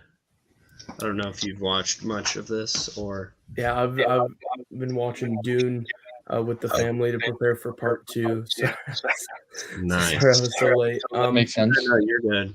It's a good movie. It's a great comic series. I really enjoy it. It sets up a lot of what's to come. Obviously, it's the first arc. I think it's pretty solid overall. I like where it's going with things, and I think it does a good job of setting up and introducing us to like a whole world, a whole era. Right. It does a really good job at doing that. It was really the first thing to explore this era, and the expanding universe would build off of what was here for years to come. So I think it did a very good job of doing that, and it's timeless in that sense. But I think as the story arcs build off of it, it only gets stronger and stronger from here. So I think it just increases the more issues you go into Tales of the Jedi. Okay. All right. Very nice. I think so. I actually thought that the this arc was 3 comics. Because I think I sent a message out to everyone. Oh, we'll be doing 1 through 6, and then Sam corrected me, and I was like, oh, "Wait, what? There's only two comics of this story arc." But I kind of wish we had gotten more of it too. More of the battle would have been neat. Maybe more of the maybe a flashback sequence of like what really happened with like whenever the people were kicked out of the city, because like we have Master Arca's really simple backstory that they needed to know, but if they had a flashback from the I think, is he the king of the Beast Riders? Modon Kira, that guy. Yeah, I think so. If he had given some story of how he had to face the darkness, that would have been interesting. But now we are moving into is it called the saga? Yeah, the saga of Nomi Sunrider. So the opening crawl says that it's a part of the same time period. It is interesting that this trade paperback was called Knights of the Old Republic. It had that name first before the games. Yeah. This arc is called Knights of the Old Republic. I know, Sam, you said you didn't like this as much as the other one. Nomi Sunrider is one of my favorite characters in the expanding universe, but my God, is she like one of the most inconsistently portrayed characters in the expanding universe? The freaking forehead, bro. I Like don't the get it. forehead, but even if you look at like just the cover of the issue, Bray, if you go back and look at the cover of the issue, like her hair isn't even red. It's like, brown. It's brown. Yeah. And why is that lightsaber still on? Oh man, that bothers me so much. Is it cut, or is it just because it fell? Because it looks like there's like steam coming off it, like it got cut. I don't know. I think it just fell. I read somewhere that there's a way that you can permanently turn on your lightsaber rather than holding the button down. You can like permanently press it and it'll stay on. Like when you throw a lightsaber and it stays on. So that could be the explanation. But as far as how Nomi Sunrider was drawn, I remember this is addressed in one of the interviews. I don't know if it was Tom Veach or if it was an interview with the artist, but I think they wanted to portray her not as the typical good-looking female character, that they wanted to give some character to her, that she looked somehow different, but I guess they abandoned it halfway through because they changed their mind about that. I'm sure in some obscure source book they explain that the planet she was from causes baldness, and her hair looks normal later though, so that means this was a choice. Yeah, it was a choice. She shaved it like this on purpose. Brennan, I've got to go for that cut. You're gonna sport. I was gonna say you're gonna sport the Nomi haircut. I'm gonna have to. Like a cut, G. Brennan, if you do that, I will donate to whatever charity fundraiser you're trying to raise money for. Twin Sons. All right. I was gonna do that anyways. So. So what is the fundraiser that Twin Sons has right now? The 10 Years Project, that one? Yes. Yeah. I don't know if we can announce this. we have some locations lined up, but yeah, I'm not going to announce it because I'm not in the position to do so. No, I gotcha. I just knew that there was something. I think I saw it on Son of Luke's channel. Yeah, and the Twin Sons channel mentioned it too, didn't they? Or was it? Yeah, I think they'll announce very soon their first locate. I'm hoping to find a location here in Toronto. I did 2 locations last year. I'm hoping to find another one, but I have not yet secured one. So. And the March Madness tournament, that's typically done in order to raise awareness for Twin Sons fundraising efforts and to get people more involved, because we usually do a donation in April. And I think we got one in May. The first one should be in May this year, but I won't announce anything. I'll shut up. Exciting times. All right, so the saga of Nomi Sunrider opens up with Jedi Knight Cassian Andor Sunrider. I'm gonna jump off a bridge, Brady, and it's all gonna be your fault. Brady, it's like that Greta meme where she's like, "How dare you? How dare you?" Andor Sunrider is a Chad, and you Look at that compare him to- glorious mullet, He looks like an '80s rocker. I love it. doesn't I he? forgot. Yeah. I forgot This to is- mention what I've in what are we reading? But I'm also reading the prequel to Andor. What is it? The EU short story. What is it? Dark.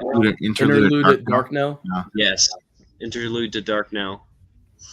What do you think? I've only started a few minutes into it. It's pretty good though. I mainly just read it because I saw somewhere, and I think we talked about it, that Andor from Andor is the code name. If you know, you know. But anyway, this is Tales of the Jedi. I just do that to harass. It was actually good.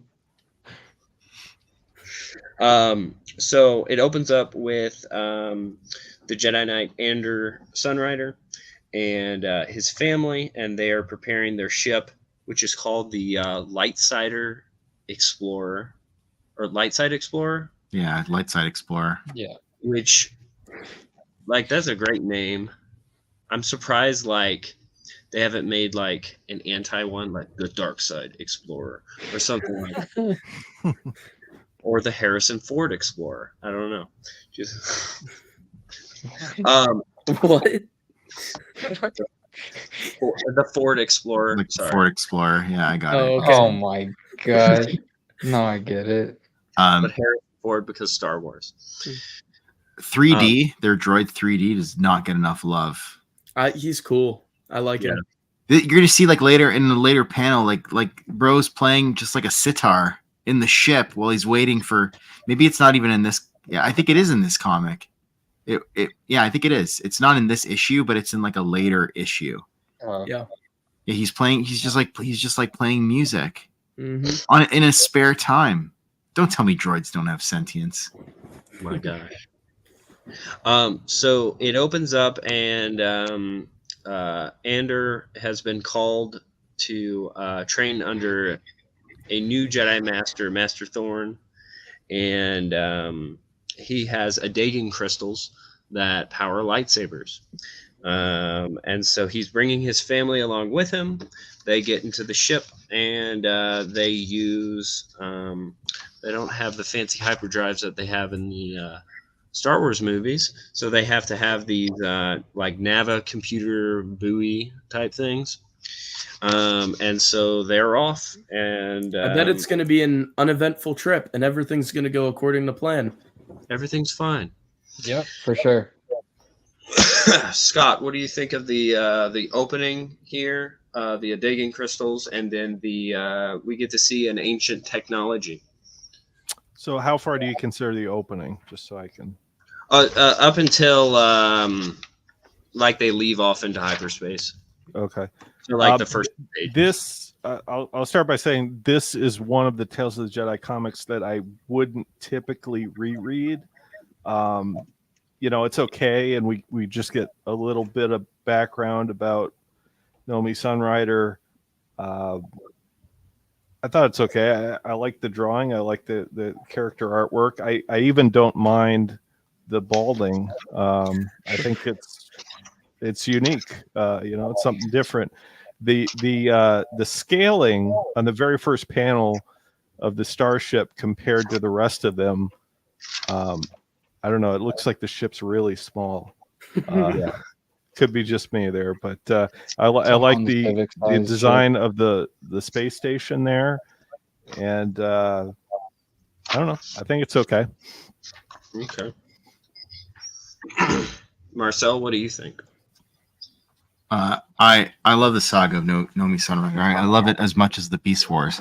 I love that it starts off as kind of like this, like he's bringing his family with him to train, and then the twist, right?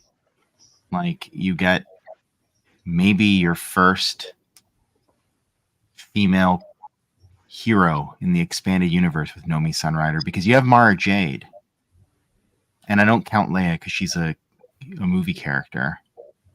I don't count like Vima Dabota. So you get with Nomi Sunrider your first legitimate female Jedi Knight, and I mean spoilers, but I think that's really cool how she's introduced. And the thing is, like, it's not just that she's like a woman; she's like a mother, right? She has to keep it together for her kid. But it's also kind of wild how like the Jedi order, I guess they didn't like train people for force sensitivity or what, because she's clearly force sensitive. She's clearly strong in the force. And yet, like, nobody seems to comment on that. It feels like right now that the Jedi Order is barely even like an order, like a large order, like we would think in the prequels. It's still kind of small and scattered. You know, you have one Jedi and multiple apprentices, which it helps that this is 4,000 years in the past, because of course they changed it all up for the prequels, but it fits. And there's a fairly good sort of in-universe reason as to why they change it up for the prequels, like following the events of this series of Tales of the Jedi comics, like leading into the Sith War. There's a whole bunch of reformations that are added to the Jedi Order, including the whole, you know, Jedi can't have families. Right. Yeah. But I always thought as a kid, Jedi could have families. Because, like Luke says in Return of the Jedi, the Force is strong in my family. It's like clear. There's clearly like a bloodline element to it that's introduced in those original films. Yeah. I don't know. Yeah. Anyways, that's my thoughts. Yeah. No wonder the Jedi Order forgo the attachments, because the possible danger, fear, anger, hate, suffering. Yeah. Sam, what do you think of? What did you think of this setup here? I want to comment real quick on something that Marcel said, like the last thing that he said about Jedi having families and stuff. Reading X-Wing and seeing Corrin's family just like existing like that. What like my little headcanon for it is like other Jedi temples didn't really have a problem with it, but the Coruscant Jedi Temple had an issue with it. I don't know if that would really work. Yeah. But that's how I kind of look at it. I don't. Does that work, guys? Am I tripping? Well, some of the Clone Wars novels go into that a little bit more. There's references to, you know, Corrin's Jedi family within the Jedi Order, and we're introduced in some of those Clone Wars multimedia tie-in novels. And do they make it into Republic Commando? Maybe a bit in there, but there's introduced like the sect of Jedi. Can't remember their name. Altus, I think, is the name of the guy who leads them. They're kind of like a rogue bunch of Jedi. They're like with the Republic, but they allow attachment. And so it's kind of said that like kind of some of these Jedi are all a part of this group that allowed attachment. They're kind of renegades, a little bit roguish during the Clone Wars, kind of operating on their own thing. Callista was also a part of that group of Jedi as well, we learned. All right. Barris? I like the beginning. It's like short and brief. I really want to know more about the initial home planet of Nomi and the husband, because we don't even know the name of it, right? I think it's a good beginning. It's a good start. Brendan, do you have any comments? Yeah, I echo what everyone else said. It's pretty solid start. Interesting. I do slightly. I'll have to agree with Scott. When I revisit Tales of the Jedi, I don't typically go for this story arc as much. It's one of my least favorite story arcs compared to some of the other ones, but I do enjoy it. It's maybe a little slower moving, but it's having to set up the exposition. Without it, Nomi wouldn't be as cool as she is. Right. But the setup's pretty good. I think it's a solid start. It's interesting. Like you guys have highlighted, you know, Jedi having families. very interesting. And Nomi's super cool. She's a super cool mother going across the galaxy with her Jedi husband. I mean, it's an awesome beginning to this story arc, I'd say. Yeah. She's thinking, "Oh, this will be a fun adventure." Little did she know, as they appeared, as they showed up to this space station here, they get robbed, held at gunpoint by these thugs that serve a hut. Boga the Hut, is that right? Yeah, I think I say like Baga the Hut. Boga, yeah. And Ander is killed. R.I.P. my boy. And R.I.P. to the mullet. Yeah. She looks like Bene. Yeah, she looks like a Bene Gesserit from yes. Dune there. Oh my god. That's disturbing, bro. I don't even want to look I love at how it. he immediately comes back as a Force ghost. Yeah. Immediately. And don't you love the detail that not only does Nomi see Ander, but Vima sees him as well immediately. I like that.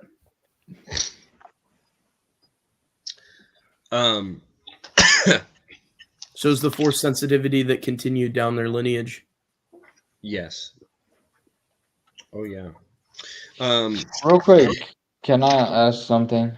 Oh, if you guys have anything that you want to say, just go ahead and go. I know we've been going 2 hours, and some of you guys it's real late, so we can go through these pretty quickly. Yeah, I think we can jump through these. Like, at least the second issue on this is like super fast. But Vima, she's in Dark Empire, right? Well, How the hell did she live that long? Her descendant. Descendant. Yeah. Yeah, it's not the same Wait. person. When I was a kid, it's not her. Yeah, I thought it was the same person when I was a kid, but it's not the same person. She shares her name. Yeah. But okay. Yeah, she's a descendant. And interestingly, Deboda is Nomi's maiden name. Oh. Yeah, Nomi Deboda. Interesting. Yeah.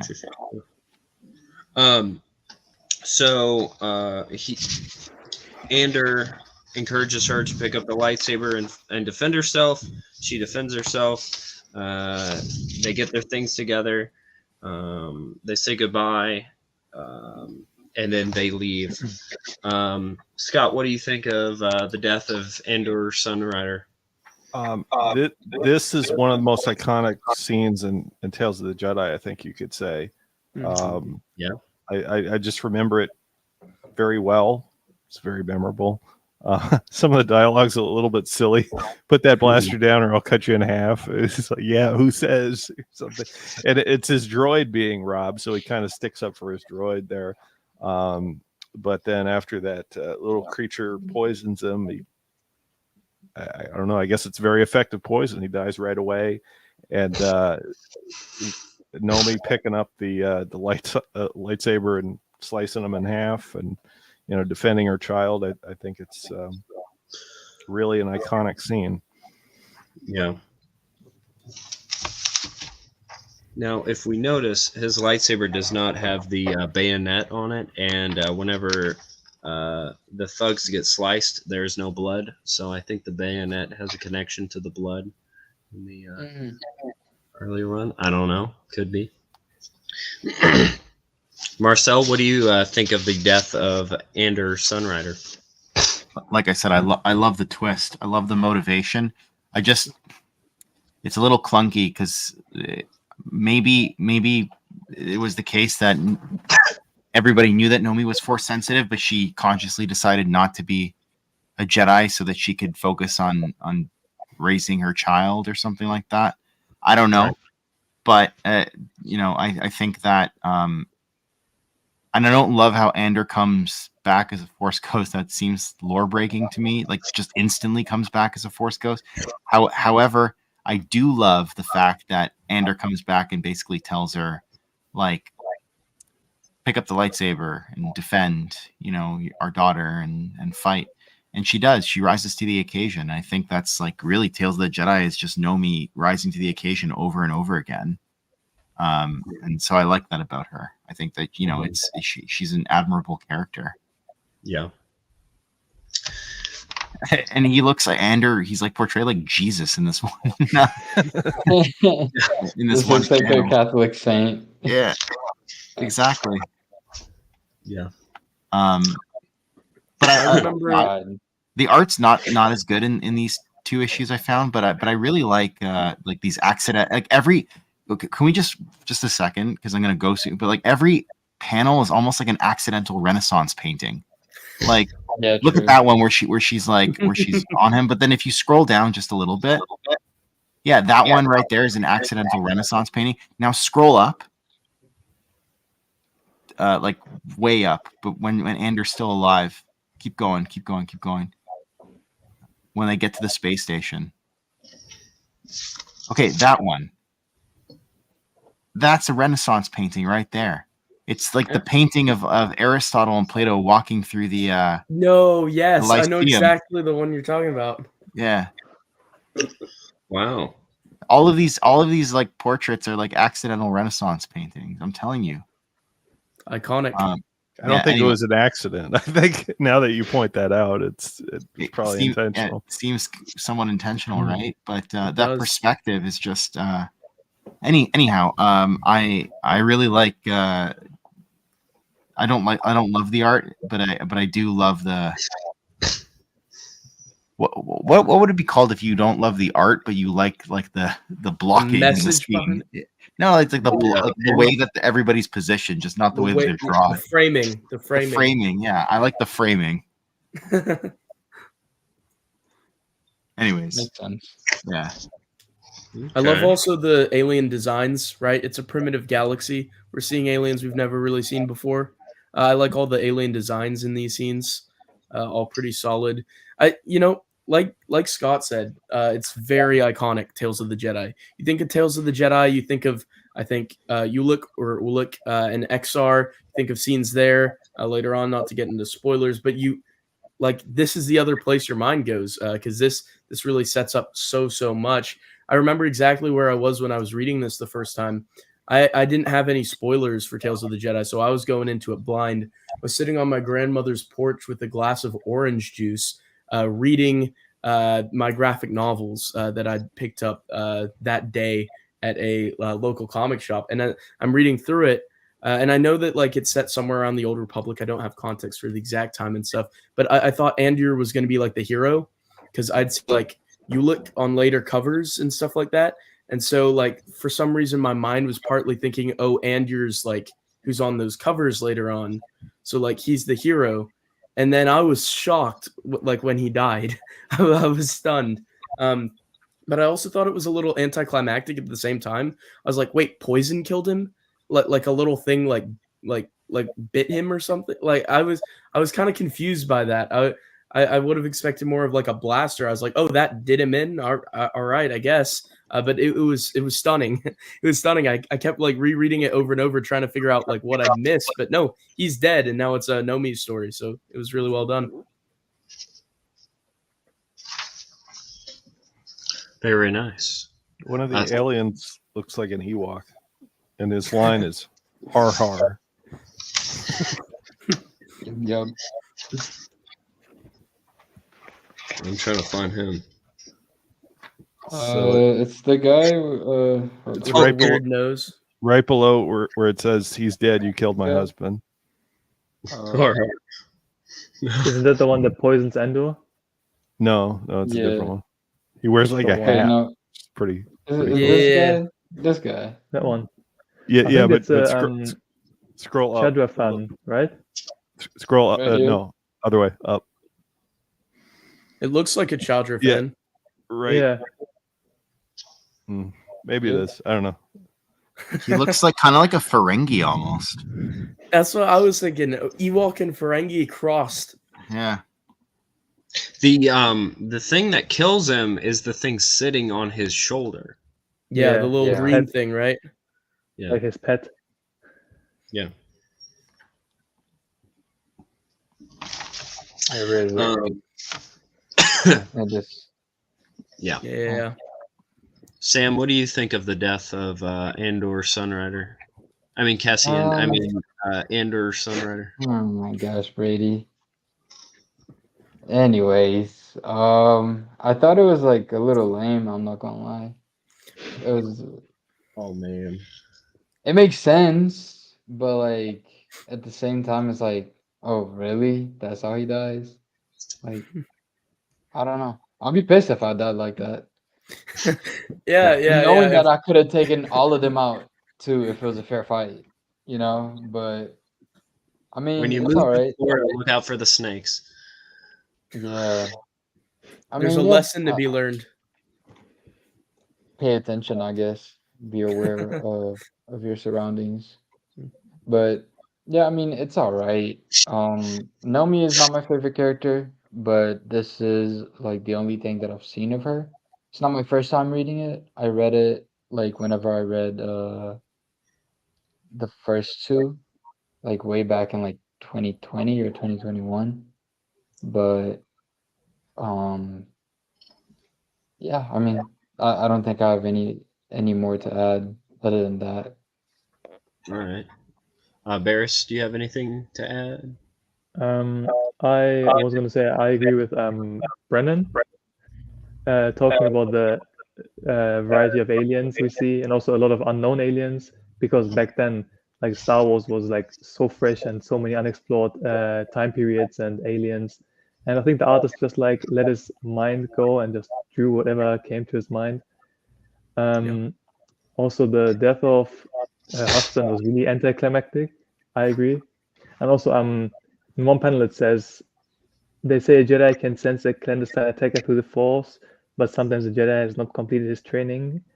I think in that moment he was distracted by Nomi and his daughter a bit. That's why, like, he was able. The thugs were able to attack him without him noticing, and it also ties in with the emotional attachments for the Jedi theme. So, like, if he was like completely focusing on the fight, maybe that wouldn't have happened. But he was thinking about his family, so yeah. Yeah, That's a great point. Yeah, like he's in an alien spaceport. He's gonna be worried for his family, right? Yeah. He would have been preoccupied for sure. Yeah, Nomi doesn't want to be there. She says, "Oh, it's a dreadful place."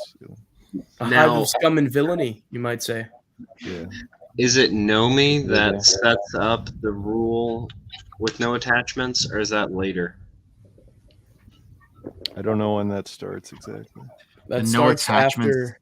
Yeah, after it's already in War. KOTOR. It's already in KOTOR. Yeah, there. If you read, there's a Tales comic that kind of bridges the gap between Sith War and Redemption. It happens during the Great Hunt, which happens like between that decade. And there's another Twi'lek Jedi called Gunhan Suresh, and he he teams up with two other Jedi named Shayla Nur and Duran Keldroma, who's a cousin to Ulic and Kay. And Duran and Shayla have like a romantic relationship, and he's like, the council is like they see him as more of like a Puritan type, like there's this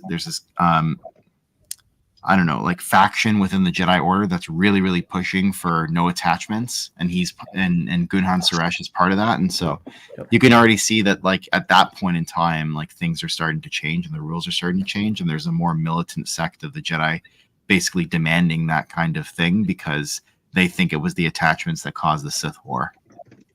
Yeah. Remind me, did we see the body of Duran Keldroma in SWOTOR, or was it KOTOR that showed that? It was KOTOR 1, but I don't think, I don't know if you saw his body. I thought it was just the robes. But the robe, it was the robe. Yeah. That's what I meant. Yeah. All right.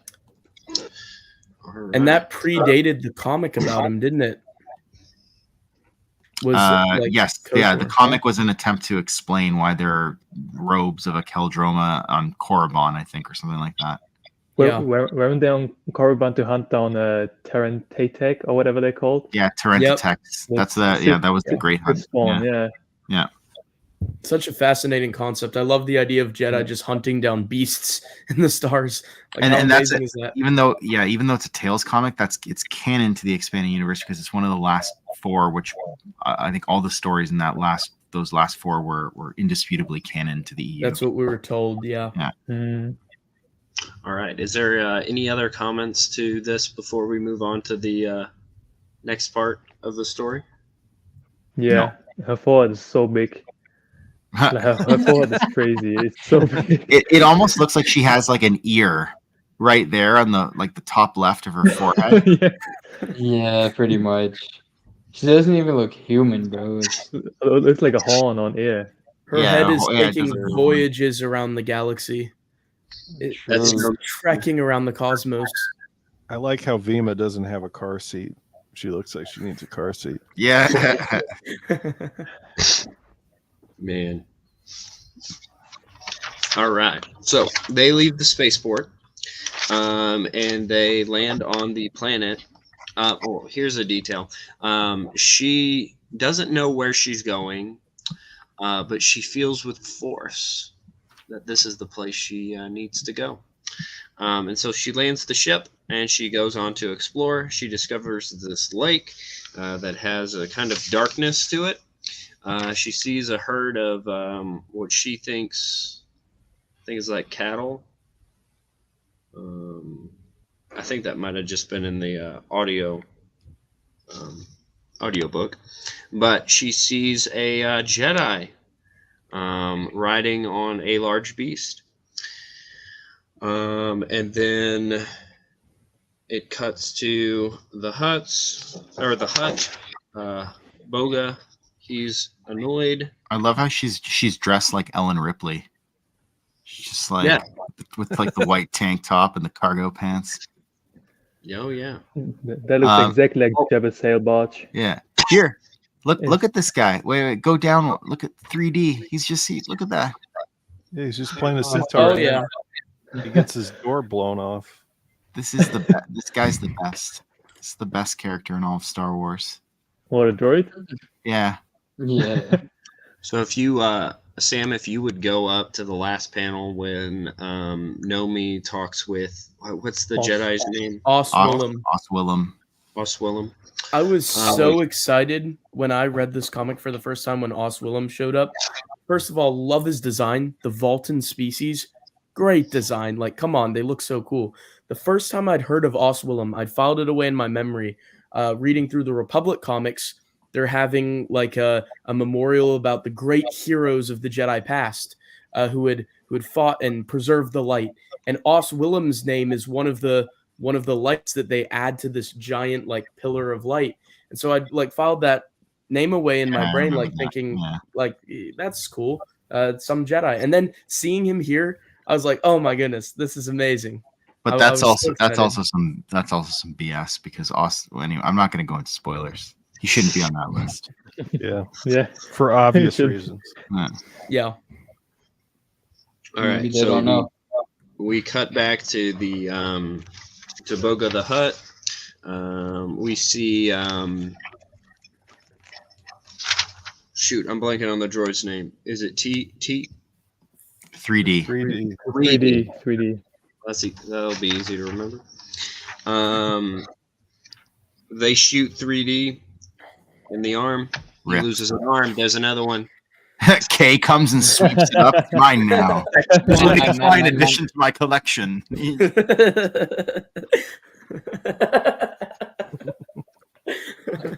I gotta write that down. 1 sec.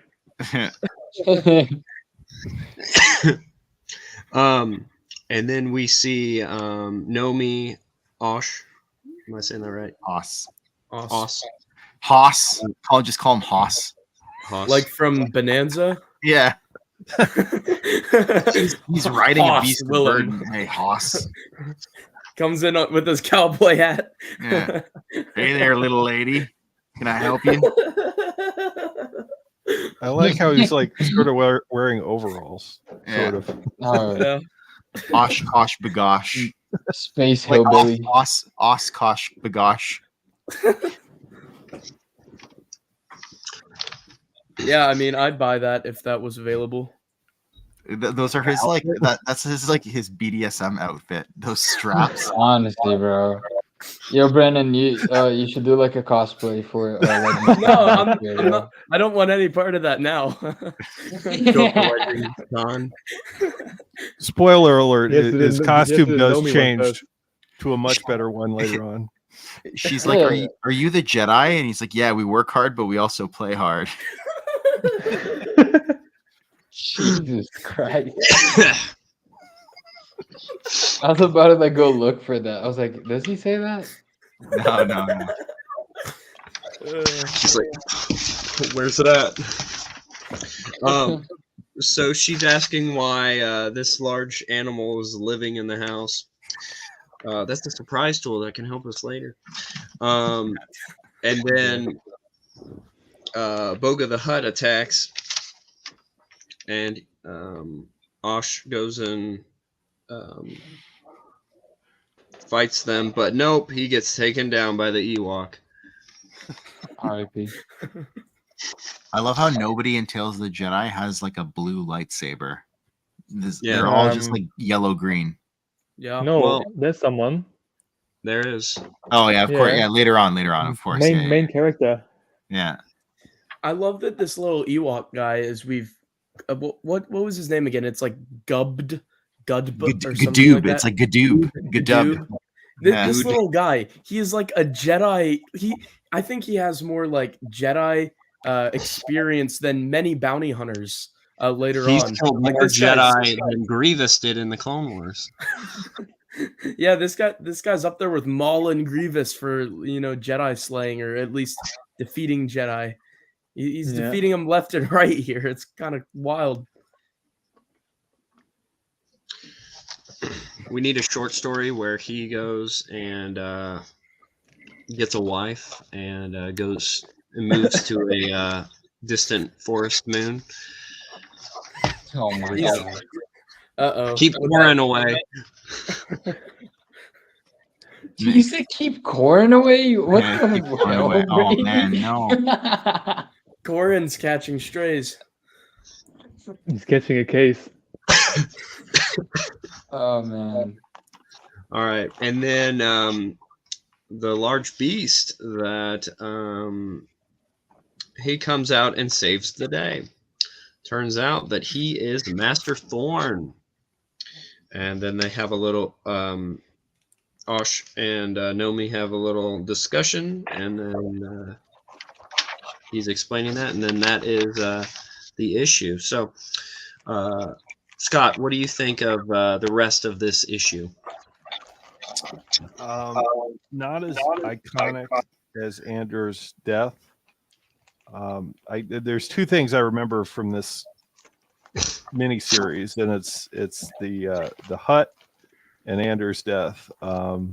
But I guess that Ewok guy, I mean, he's really packs a punch. Takes out Oz, takes out Andor, and what's the Hutt's name? I forget. Boga.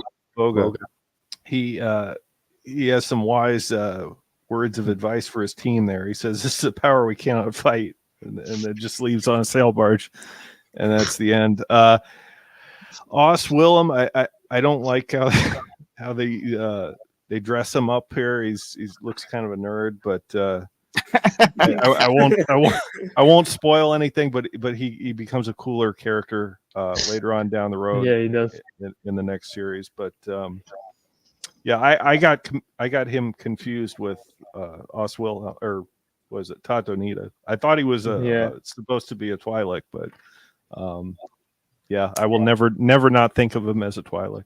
Do you guys think of the things on his head as like hair or tentacles or like tentacles? brain? I thought it was head When I think tails. about But that. Yeah.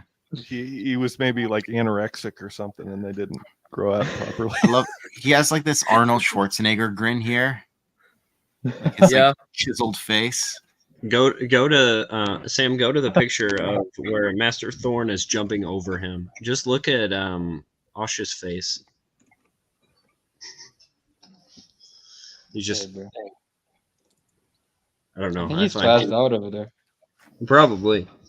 That would be. Yeah. Anyway. Marcel, what do you think of the rest of this issue? I liked the bait and switch. It's like kind of reminds me of Empire Strikes Back when Yoda turns out to be the Jedi, and but he comes off as like a silly little creature. But this was like kind of like a fresh take on it because it's, you know, Thawne isn't a silly little creature. We think he's like the beast of burden, and he actually turns out to be the Jedi Master. All right. And I'm going to bounce now, but I do want to make one comment about issue 5 that I always thought was really funny. Okay. Thawne, we're going to see in issue 5, kind of like, you know, he has a lightsaber. Yes. It's like, bro, what are you doing with a lightsaber? You can't use it. You don't have opposable thumbs. He puts it in. No, I think he does. Doesn't he? He picks it up. I think, yeah, okay. But I was just thinking, I was like, wouldn't it be funny if, like, Kreia, he just had like 3 lightsabers always like floating around? That would be cool. That would be awesome. Can you imagine that thing really charging you like a raging bull with 3 lightsabers spinning around his face? Yeah. That would be terrifying. Nomi looking much better in issue 5. I see she grew her hair back. Well, Not issue like 4, It's she gonna already next looks one. like Maybe that. they're implants. Do you think they're hair implants? They're You know, plugs. Yeah. She can plug it up when she needs to. It's what's I'm in pretty the sure- Dark Side Waters. I'm sure it hasn't gone in the next part. Like, spoiler alert, when she's on the run, her hair's gone again. Oh Yeah. no. It's space travel. That's what happened. No, it's not that one. It's the Freedom Nut Uprising. Oh Yeah. yeah. Yeah. Oh no, I know. I'm just going back to this one because we're gonna do this one Yeah. next. Yeah. But so Scott and Marcel are dipping. Yeah, I'm gonna have to dip because it's like 2 a.m. here. So Yeah, I'm here as okay. well. No problem. Thank bro. you guys for All right. joining. Bye. Do you guys have anything you guys want to plug? No. no. Okay. No. Not yet. No. All right. Nobody's hair. All right, That's then what- keep your secrets. I will. See Take you care. guys. See ya. Good night. Bye. Good See you Have a guys good one. later. All right. And then there was 4. And then was 4. All right. Well, So real quick before we go on, Brennan, Yes. I freaking miss you, dude. We haven't talked in a while, bro. Miss you too, It's been like a Sam. month. Also, nice to Yeah. meet you, by the way, Barris. Nice to meet you. I was excited to see you on here. Like your page. Yeah. Awesome. Oh yeah. Wait, do you follow me? Yeah, I Yeah, he think does. I Hey, you do. do. Yeah. Kundan Boss, right? Yeah, yes, sir. Yeah. Nice. Yeah. I know some of your videos. You and Sam's pages, help me through a bad day. Really? Like, seriously. That's good to hear. Thank you. It's good stuff. Your videos. Yo, too. Brennan, did you like need to the see- I need Borg to Spaley see- meme? I I opened that while I was eating dinner and I almost choked. I swear. That was great. But you guys, I've got to see on one of your pages the another fine addition for my collection, K Keldroma. I'll do When it. 3D's arm comes I'll off, do I it. gotta see that. That's gonna be great. I'll do it after We the stream. gotta do like a Looking forward collab, to it. like all 3 of us, me, Yeah. you, and Brady. I told Brady that like every single meme that gets made in the podcast is gonna be a collab with him. He's gonna So- get tagged. I like yeah. that, Sam. That was sneaky of you to tag me and Brady in your Salonian post. I saw myself tagged there, and I was like, "Oh heck no!" So If you want, I can take it off, bro. No. You're good. I died laughing when I saw that. Man. so we streamed what did we stream? What was the last one? Emissaries. Yeah. Whenever we did that, I got a text message the next morning from a friend of mine, and he goes, "Wait, what was the name of the furry creatures that we were talking about?" Salonians? Salonians. I always get it mixed Was up it with JoJo? No, it was someone Oh. else. A friend of JoJo and I's. He texted me saying that he hates them now. He already hated Bothans, but he hates them now because Oh, of and he said man. because of you. And apparently JoJo had told him that he'd be on my podcast, and so he watched it. And I was like, "You're welcome." No. Sam, what are you doing? You got to spread Salonian love, not Salonian hate. No, listen. So, I don't know if really it's not like bad, but it's just like weird. Can I say it? Sure, I guess. Okay, I so don't know what that means. me, Barris, Ty, and another one of our friends, Kevin, were playing Star Wars Battlefront 2017 the other day, and we just for 2 hours we did a Star Wars EU smash or pass on characters to see which person would have the most questionable one. I think I won because I said Of course smash you did, to Sam. Aster Sailor. Yeah, I said smash to Aster Sailor. I think it was valid, but That's valid. That's valid. thank you. No, Kevin said smash to Abeloth. What do you mean? That's way crazier. I'm gonna make a video out of it and post it on my channel. I don't understand that one. That's like you're gonna die if you attempt that. Yeah. I mean, it's True. Abeloth. She's gonna eat your face off. Sam, you're Kevin- making a sequel to your Kevin said Battlefront video. Oh, bro, I have two on the works. I have two in the works nice. right now. That's Two. actually how I first discovered you. I saw that Yeah. video and I was like, this is the funniest thing. Well, that's it. And then I remember I went and visited your channel again because I was like, where's that funny Battlefront video? And so I ended up finding it again. And I was like, this dude has not made any more content. This I is can sad. give you a little sneak peek of the next one. I'll give you the intro. Will it? Should I watch it off stream? No, I can show you here. It's Oh. fine.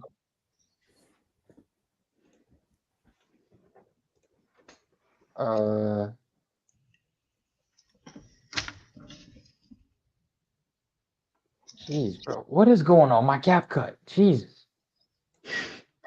Okay, got it.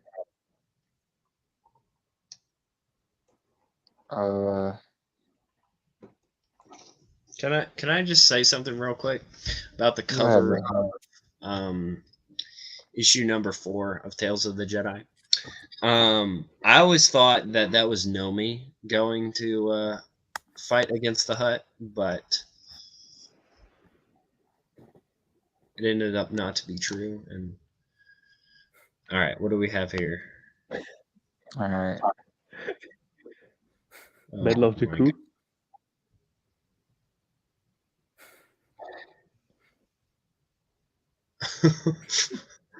The audio's not on, so it's even funnier. Yeah, it is.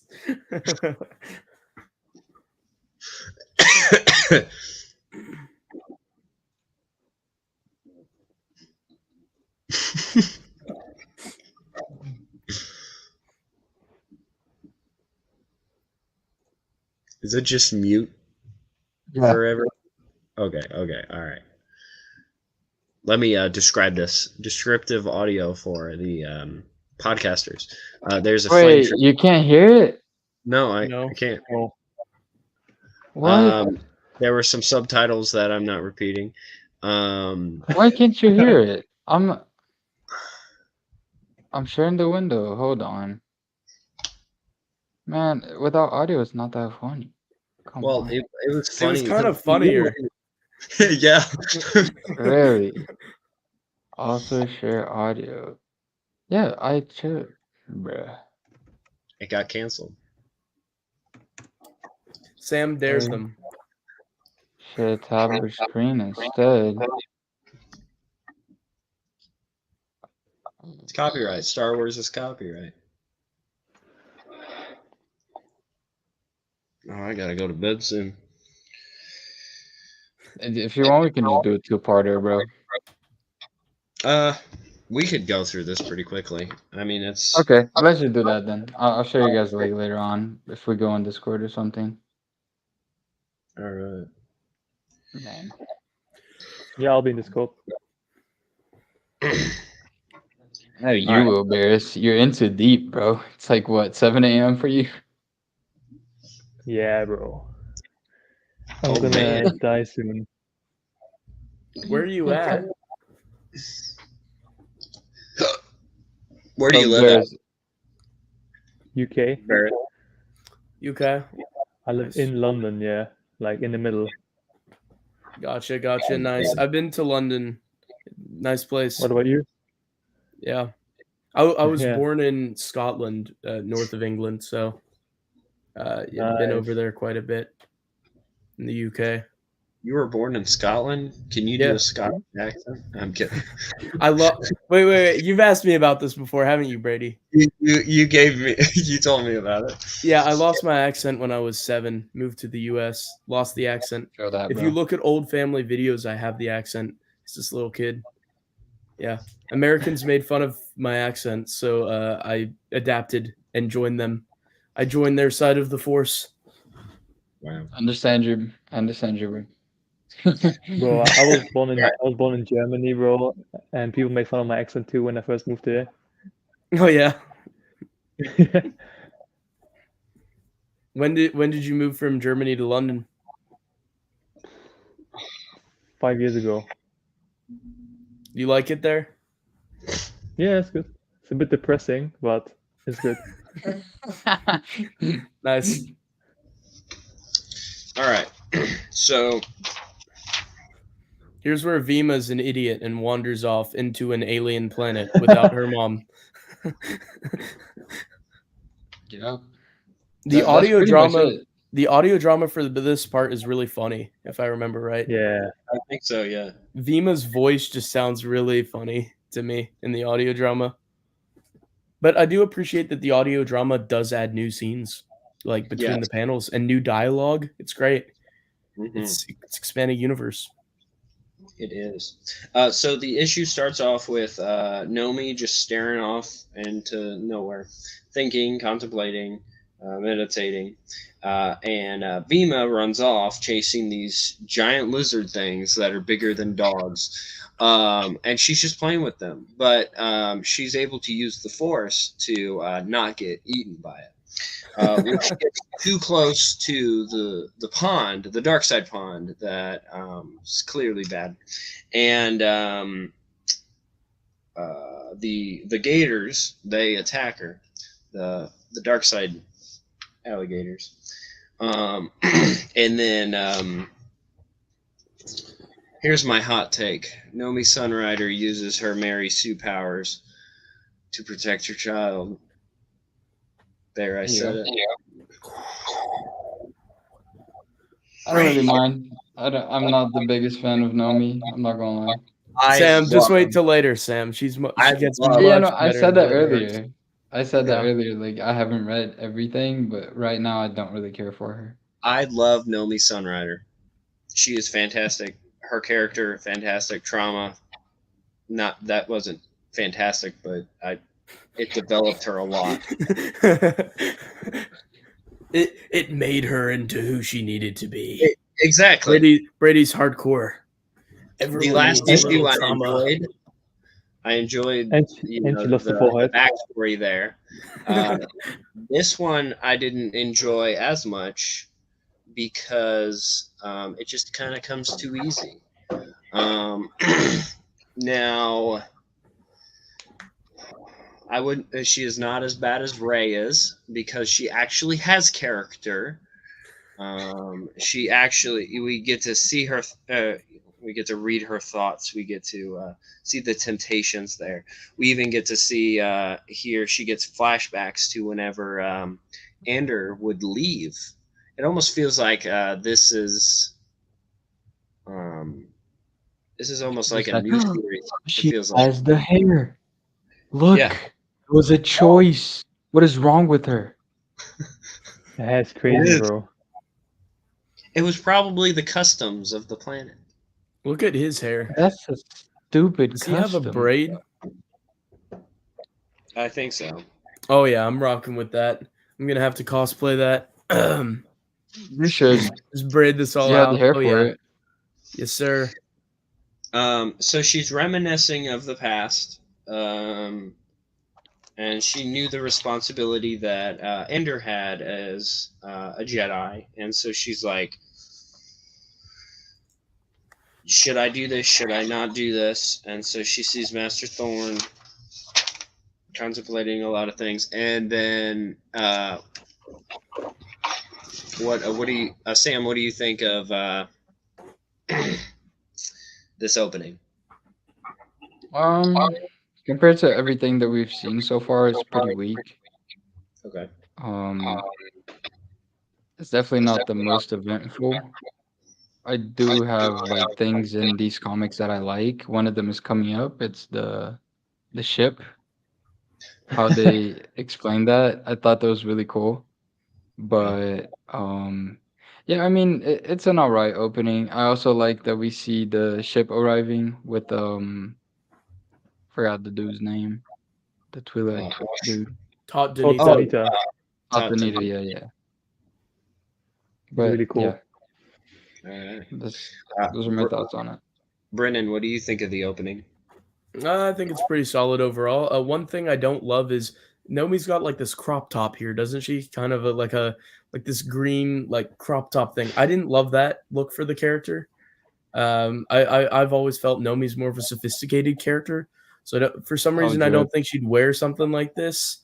I just don't feel like that's her character based on what we know about her. But I don't know. Maybe I'm wrong. I just didn't think it vibed with the character. My thoughts on this is she was just going to the beach, the dark side beach, with her daughter. Yeah. Getting her dark side 10. Yep.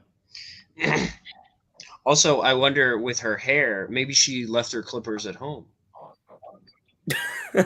She has to have like a specific, like a mini lightsaber cutter to like chisel that one part away. And so when she gets it back later, she's able to go to Isis and I almost said ISIS. No. Dave Filoni, it's not that. Stop it. There you go. Stop. Filoni's on some different stuff, huh? Yeah. I'd definitely rather go to ISIS than ISIS. Facts. What? You mean Isis? Same. Yeah, well, yeah, ISIS, sure. I'm terrible at Star Wars pronunciations. No, you're good. I can barely say half the characters. Join ISIS and then bomb Filoni. Somebody said Darth Titus the other day instead of Darth Cadus. It's Darth Titus. It's not Darth Titus, Brennan. Come on. They came out and said that it was. The authors did. I don't care what they say. It's not. I used to say Cadus, but the one I hate the most is I knew someone in person who read Legacy of the Force, and they said K Deuce. They said K Deuce. Like Ew, Deuce. Deuces. Yeah. Now Cetus. Oh, I've heard that one. Yeah, Darth Cetus. Cetus is crazy. Cetus or Cetus is crazy. I heard that Sorry. before on YouTube. It's getting late and my mind's not working the best. Brendan, did you go? Did you talk about the opening? Yes, sir. Okay. Barris, what do you think of the opening? Beach day. I think it's really good. I like Nomi talking and like thinking about her husband, so we get to know more about Andor. I also like when she uses her force ability for the first time, where she like imagines something and then it becomes reality. Yeah. I don't like how stupid Vima is, that she just runs off on like a completely like dangerous planet. I really like that the Dark Force in the lake talk back to Nomi and try to like turn her over to the dark side. That was really cool. Yeah. Nice. Yeah. Not good beginning. You know, thinking about it now, this opening is not as bad. Not as like she's quick to learn things or Mary Sue-ish. Than some things later, because like this is just kind of a little tussle. There's some more bigger things, and like like I tried justifying it like, oh, she was assisted by Master Thorn. And then he goes, I didn't help you at all. And it's like, okay, you. Yeah. But anyway, moving on, we see this ship.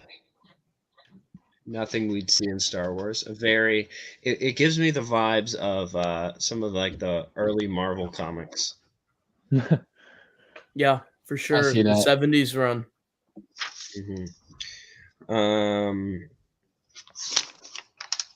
Yeah, and so we get to see how these pirates deal with things. They're pirates doing piratey things. Good description, bro. Yep. Do you guys have any What comments? else? Well, on what that? else would pirates do, Sam? I don't know, man. Yeah, exactly. I don't know. You do have a good point there. Yeah, I mean, watertight. Do you guys have any comments about the like the space pirates section? I love the design. I love the aesthetics. Again, I love the alien designs. Phenomenal. Just look at those two guys right there. We've got a little bit of familiarity. It looks like there might be a Grand there on the bottom right.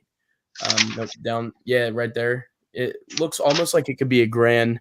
Not sure if it is or a not. green one.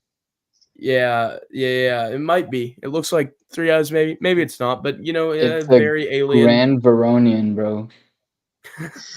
Yeah, maybe Half maybe Grand, so. half the Veronian. Oh Could shit, be. Bears just fucking died. Oh, sorry. My fault. I didn't mean to No. text. Yeah, Bears, you good? Yeah, What? I was just reading Oh, through okay. the comic. You like froze for a second. Not even a second. It was like a good 5 seconds. I was looking through the comic. Sorry. But yeah, these aliens look cool. The spaceship looks cool. I love the aesthetic and the design of them. I think it's dope. I like how they just put the what's it called? The suction thingy in there, and they just malute. Yeah. And then just leave. Yep.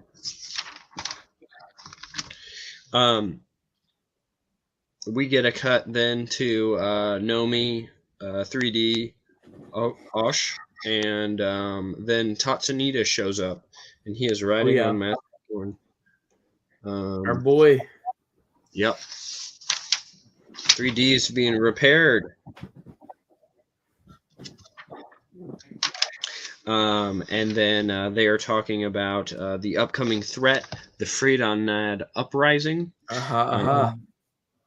which is the name for the next mini-series. And so Osh goes and joins the fight, while Nomi stays here with Thorn. It's kind of sad that 3D got repaired because that means K can't get his arm. True. Unless, no. Takes a lightsaber out. Makes me think of Rocket from Guardians of the Galaxy. I need I'm gonna get that arm. All right. And then we cut to the palace of Boga the Hutt, which is very different than Jabba's, which I like that. Which one would you guys prefer to own, Jabba's palace or Bogga's? This Oh, one. none This of one them. is way cooler. Yeah, This one I'm is really cool. definitely going for this one as well. I know why Sam doesn't like this one. It's not even that, bro. It's just weird with like these creatures just yeah, with the horns, right? Yeah. I don't want to go in there. Like also, I Wait, don't know. would you rather- It kind of looks Would you rather go no. into Jabba's one, Sam, where there's like Bomar Nah. monks gonna take your brain out? Nah, I said none of them. I'm good. I'm not You're trying gonna- to go you're to gonna any build- desert planets. You're gonna build Sam's palace. It's gonna be better than both Yep. of them. Oh yeah. Now, if I lived in Star Wars, I would probably just go to like a planet where like nobody lived at and like live in a farm or something. You would take the Or Bass live in Pro Concord Pyramid. Dawn. You would take the Bass Pro Comfort Pyramid. Dawn, where you get bombed by fucking terrorists. Wait, in Conquer Dawn? Yeah. Not all the time. Death Watch. Yeah, Death Watch. The Talk Boba is No, Dawn. Sam would be looking to find a Bothan to settle down with on a Oh, hell faraway no. star. Oh, A Twi'lek Scott, maybe. A Twi'lek maybe. I'm only a simp for Acer. That's it. Wait. Zeltron. How about that, Sam? that's Zeltron's good. pretty valid too, yeah. Yeah. What about Rodian? Rodian? What was wrong with you?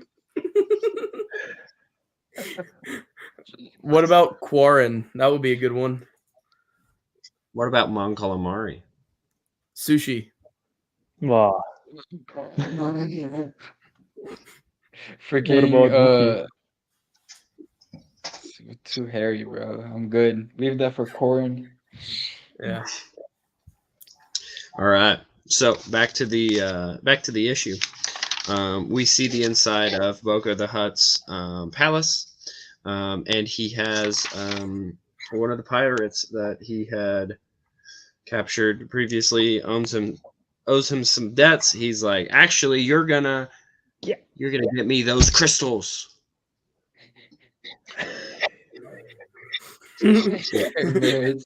Brady, can you do an audio drama with new dialogue for this? I want them crystals. Bring me Spider-Man. I want pictures of Spider-Man. Imagine J.K. Simmons as a Hutt. That's actually perfect casting. I love it. We didn't do the castings for the Oh, bro. for the first That's few gonna issues. take too long. It would. Well, anyway, so Nomi, Thorn, and Vima are hanging out in his house. He has an Ewok. She has an Ewok, husband. and look, Thorn is smoking. Is he? Yes. Thon's got his bong there, you know. Yeah, bro's in a hookah lounge right now. Damn. Now there's interesting Thon's lore Arabic. implications. There's very interesting lore implications that Vima has an Ewok, actually. Because Endor, the Forest Moon, is supposedly like cut off from the rest of the galaxy. Supposedly Imperials were the first people to come across the Ewoks, is what we've learned. Plus the Tawani family who crash landed there as well. So at this time, Endor and the Ewoks are supposed to be largely isolated from the rest of the galaxy, save for people who got sucked into the black hole that's near Endor and crash landed on the planet. So it's very interesting that Vima has a toy Ewok here. What if it's not an Ewok and it's that weird looking dude from the first issue? She's got a toy of the guy who killed her dad. I mean, it's a weird way of coping with it, but I guess if it works, it works. Wait, do you think she's just like punching him just angrily? Like, you took Yeah, my she dad. just tortures him all day. You just killed my dad? Huh? She fucking drowns him in like a little tub of water. Yeah, that's what you get. You poison my dad, I'm gonna poison you. Oh, sorry. I was gonna say one thing. In SWTOR, you can have an Ewok as a companion, a female Ewok. Okay, yeah. That's interesting. That's interesting. SWTOR has a lot of new canon stuff, so there's another place. No, that was before the new canon stuff came out. There was another Ewoks place that were mentioned too early as well. It was in one of the episode 1 tie-in games. I think Gungan Frontier mentioned like Ewokies drums, and it was like, well, the Gungan shouldn't know what those are. So like, there's a couple places where like apparently the Ewoks got around a lot more than we expected. Misa, a space explorer, pretty much is the explanation for it. Squeeze me.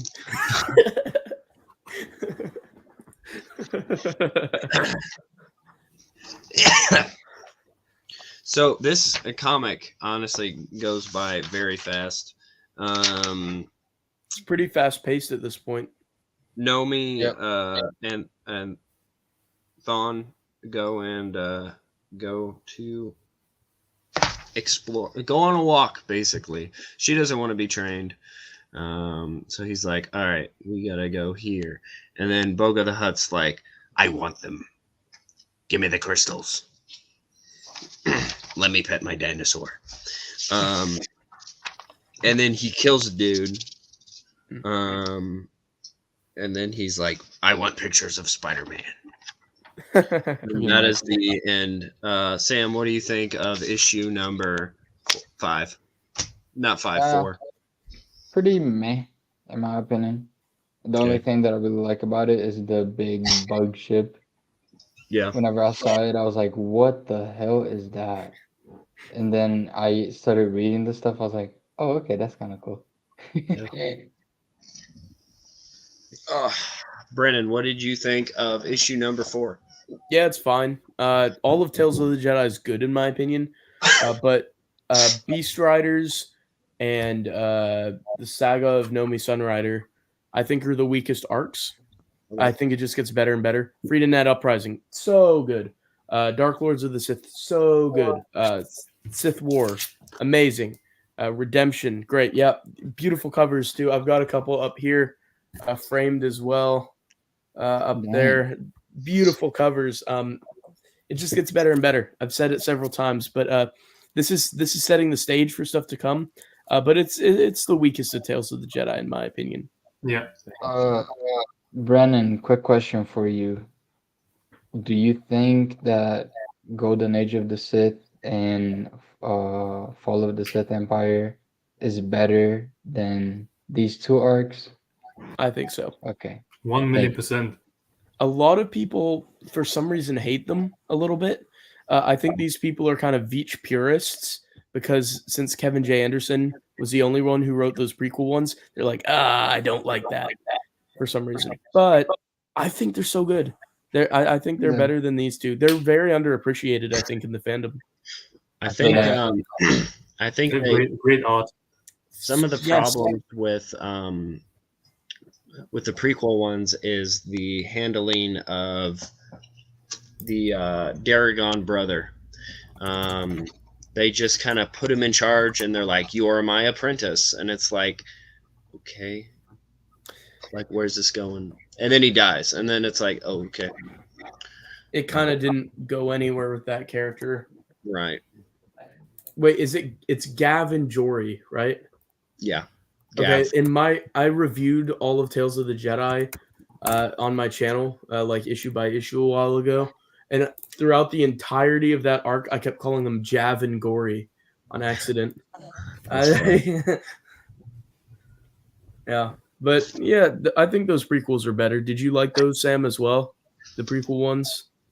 Yeah, I like them better than this. They're like 8 point something. I think that's the rating that I gave it, and this is not like close to that, in my opinion. But have you read Freedom Net Uprising yet, Sam? I haven't. Okay, you're in for a treat. Yeah, sure. I was going to say that Naga Sadao is one of my favorite EU characters. He's dope. Alongside Exakun. I think Exakun's my favorite. Because, like, I told this before you were here, Brennan. I first read Tales of the Jedi when I was in 1st or 2nd grade. Because my dad had all the comics. He collected all the comics, like, in the 90s. Because he's a huge Star Wars fan. And I gotta say that I always really liked Exakun and Naga Sadao. So I really like the Golden Age of the Sith and Fall of the Sith Empire comics. That's so cool, man. That's so cool that you got to be exposed to it at such a young age. I didn't know what the expanding universe was until I was 11. Like that you knew who Exar Kun was. Like, oh man, that's just so cool. Yeah, that's awesome. So he was always like there as one of your top Sith. Yeah, for sure. Yeah. Nice. That's so cool. Are you guys ready to dive in to the last issue? Okay, can we talk about this cover art? I think it's the weakest cover art in Tales of the Jedi. It looks like a rat, bro. Look at her face. Her face is like she looks like something Corin would be interested in. Almost. I don't like how they portrayed Master Thrawn. Yeah, he's like fangs. Yeah, it's like a monster. Yo, Yeah. this corn horn slander has to stop, bro. He bagged Mirax, okay? She's valid. He's a Yeah, Alright. but furry he lover. I'm pretty sure that he asked for Mirax to stop shaving her arms and legs and stuff, though. Yeah. Hey, I mean, man. it's Corin. It is. It is what it is. No, I love Wait, Corin. Sam, I'm Sam, kidding. I love Corin. what did the Mandalorians do with the furries? They killed him. Exactly. The only way.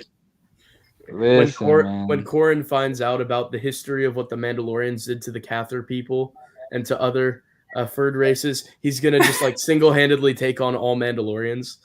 Wait, weren't there Wookiee Mandalorians?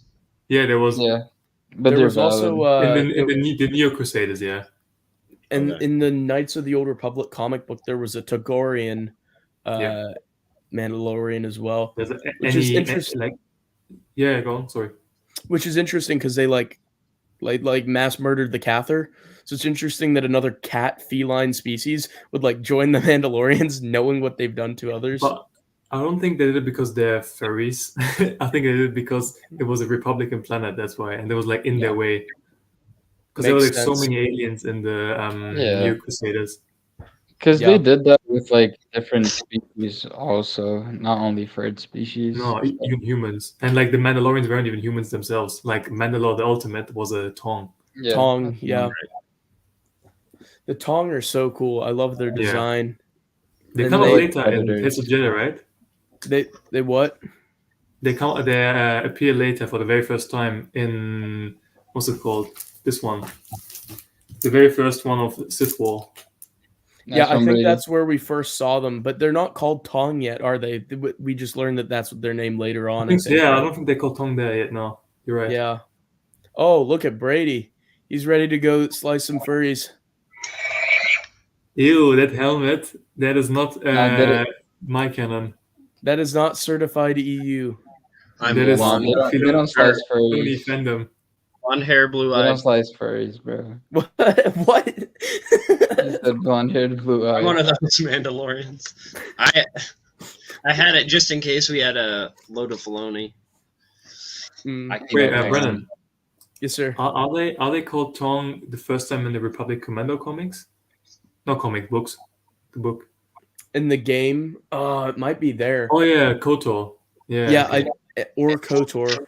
They're really fleshed out in the Essential Guide to Warfare. Yeah. There's like a short story there where we get the art piece, the like main art piece for them comes from there. We get some really good stuff fleshed out there, but I think it's probably from KOTOR, or I think that they're mentioned in Republic Commando, like in the game as well. Like yeah. I mean, they're in the song, so yeah, exactly. The song is amazing. Gotta have that jamming on workout playlists. We'll make it. Yeah, that's what I work out to. Unironically, that's really what good. I work out to. Yeah, it's good stuff. All right, are you guys ready? Yeah, sorry. No, you're good. All right, so we cut back to shoot. Boga the Hutt. He's like, I want pictures of. I want the crystals. And then Nomi and Thorn are going on their walk, and then he goes. Wait, go. First off, here's a holocron. Now, this is the holocron that the Emperor has in Dark Empire, correct? Look at those pets he has. Are those the ones from the lake? Oh yeah, it looks like it. Yeah, they are. It's the same. Did he take them the last time he was on the planet? Yeah, he just stopped by the beach and was like, got a couple of his henchmen. He was like, "Go in the water, get me some bets." They probably joined him because like Hutts are like criminals, so they're like surrounded by the dark side all the time. Positive dark side energy. Yeah, exactly. Maybe drew them in. So here's where we get the history of the dark side of the Force. What do you guys think of this segment? It's solid. The flashback. Yeah, it's really good. I had. So I don't. Sorry. What's that? Don't we see? Do we see Tulak Horde somewhere here? Is that here that we see? No, it's what's his name? King Adas. Oh yeah, it's Adas. Yeah. It's Adis here. Yeah, so cool. Can you go up, Sam? No. Those those pyramid ships, what are they called, from the very first, like the earliest Star Wars. Dawn of the Jedi. Yeah, what they called? Thoyor. Yeah. The very first Force users were on them, right? Yep. Yeah. And they went to Tython. Is that right? Yep. On Tython. Yeah. I love the design of these characters here. Aren't they just epic?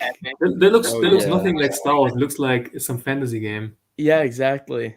It looks so good. It looks like something out of like Roman or Greek mythology for these like soldiers here with swords. It's so cool. And it's so good. The artwork there, like the screams of the people there up there, man, it's just so good. King Adis has drip. Yeah, he has a lightsaber without a charging pack. Also, way too early. True. Well, Sith didn't have lightsabers like that. It's also sorry, I gotta interrupt. In SWTOR, there's an item called Tulakot's lightsaber, but back when Tulakot existed, the Sith didn't have any lightsabers yet, because that was like pre Naga Sadow, and Naga Sadow doesn't have a lightsaber. He uses like a Force sword, kind of. The book Supernatural Encounters by Joe Bongiorno that just came out last year, it covers like all of Star Wars history. It explains that inconsistency away in a way that's kind of satisfying and makes sense. It also talks about in the Dawn of the Jedi era, they have like lightsabers that don't have power packs as well, but they're called Force sabers. So it's kind of different, and you need to use your anger to unlock it. So it's slightly different than a lightsaber, but that's kind of explained away as well. In that book.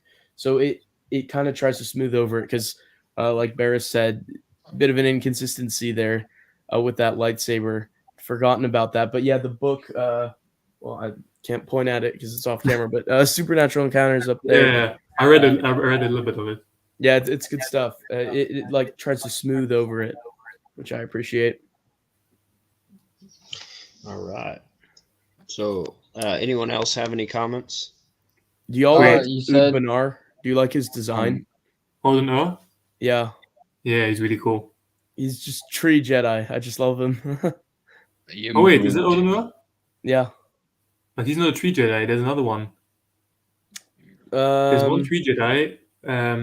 He like sacrifices himself so sorry, spoiler. So Exar Kun doesn't get lightsabers. And then Banar is the dinosaur looking one. The purple one from Vodo. Golden Age.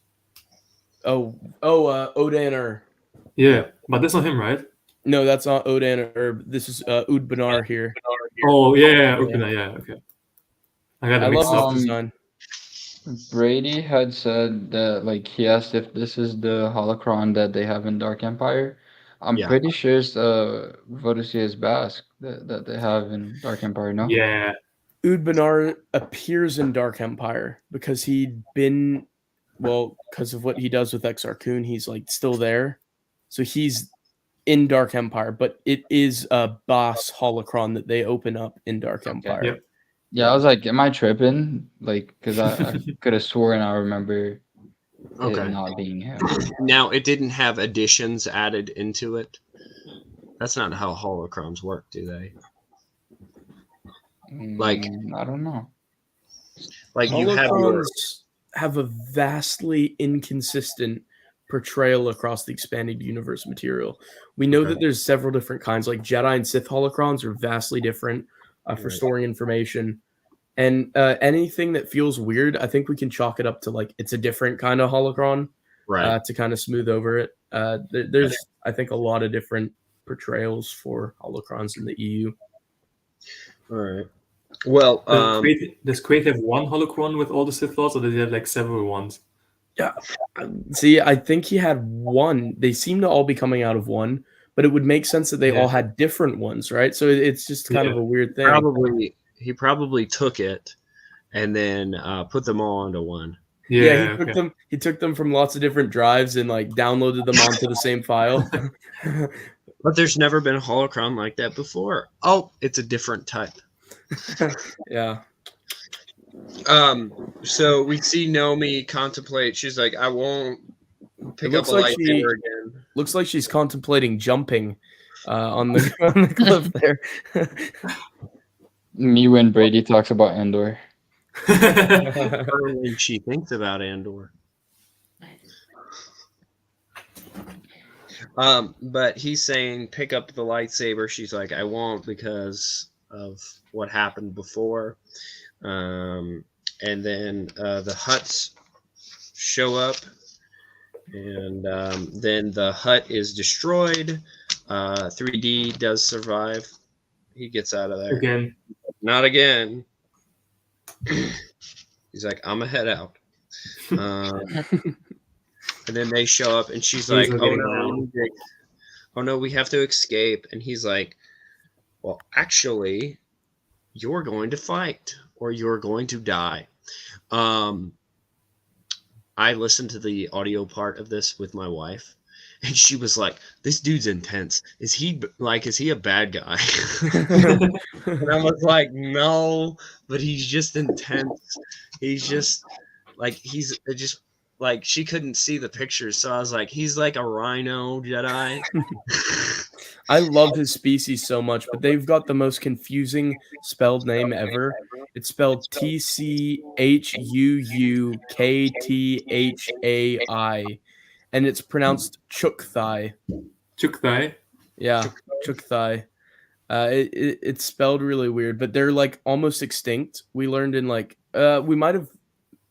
that might have been mentioned in this comics, but I know the source material says that they're very like endangered. They're almost extinct and stuff like that. Super cool species. Super cool. And I just love that we have a Jedi Chukthai here. It's really dope. Which we do see that he does have a thumb. Yeah, I was gonna mention that. Yeah. Where is it? What do you think so far, Sam? I like it, man. This is definitely the best one out of all of the Nomi Sunrider ones. And I think what carries it heavy is that sequence of the dark side that literally carries this whole issue on his back. But what else? I like Master Thrawn. He's cool, but I don't know, he doesn't really do too much. He doesn't have a lot of dialogue. But yeah, I like it.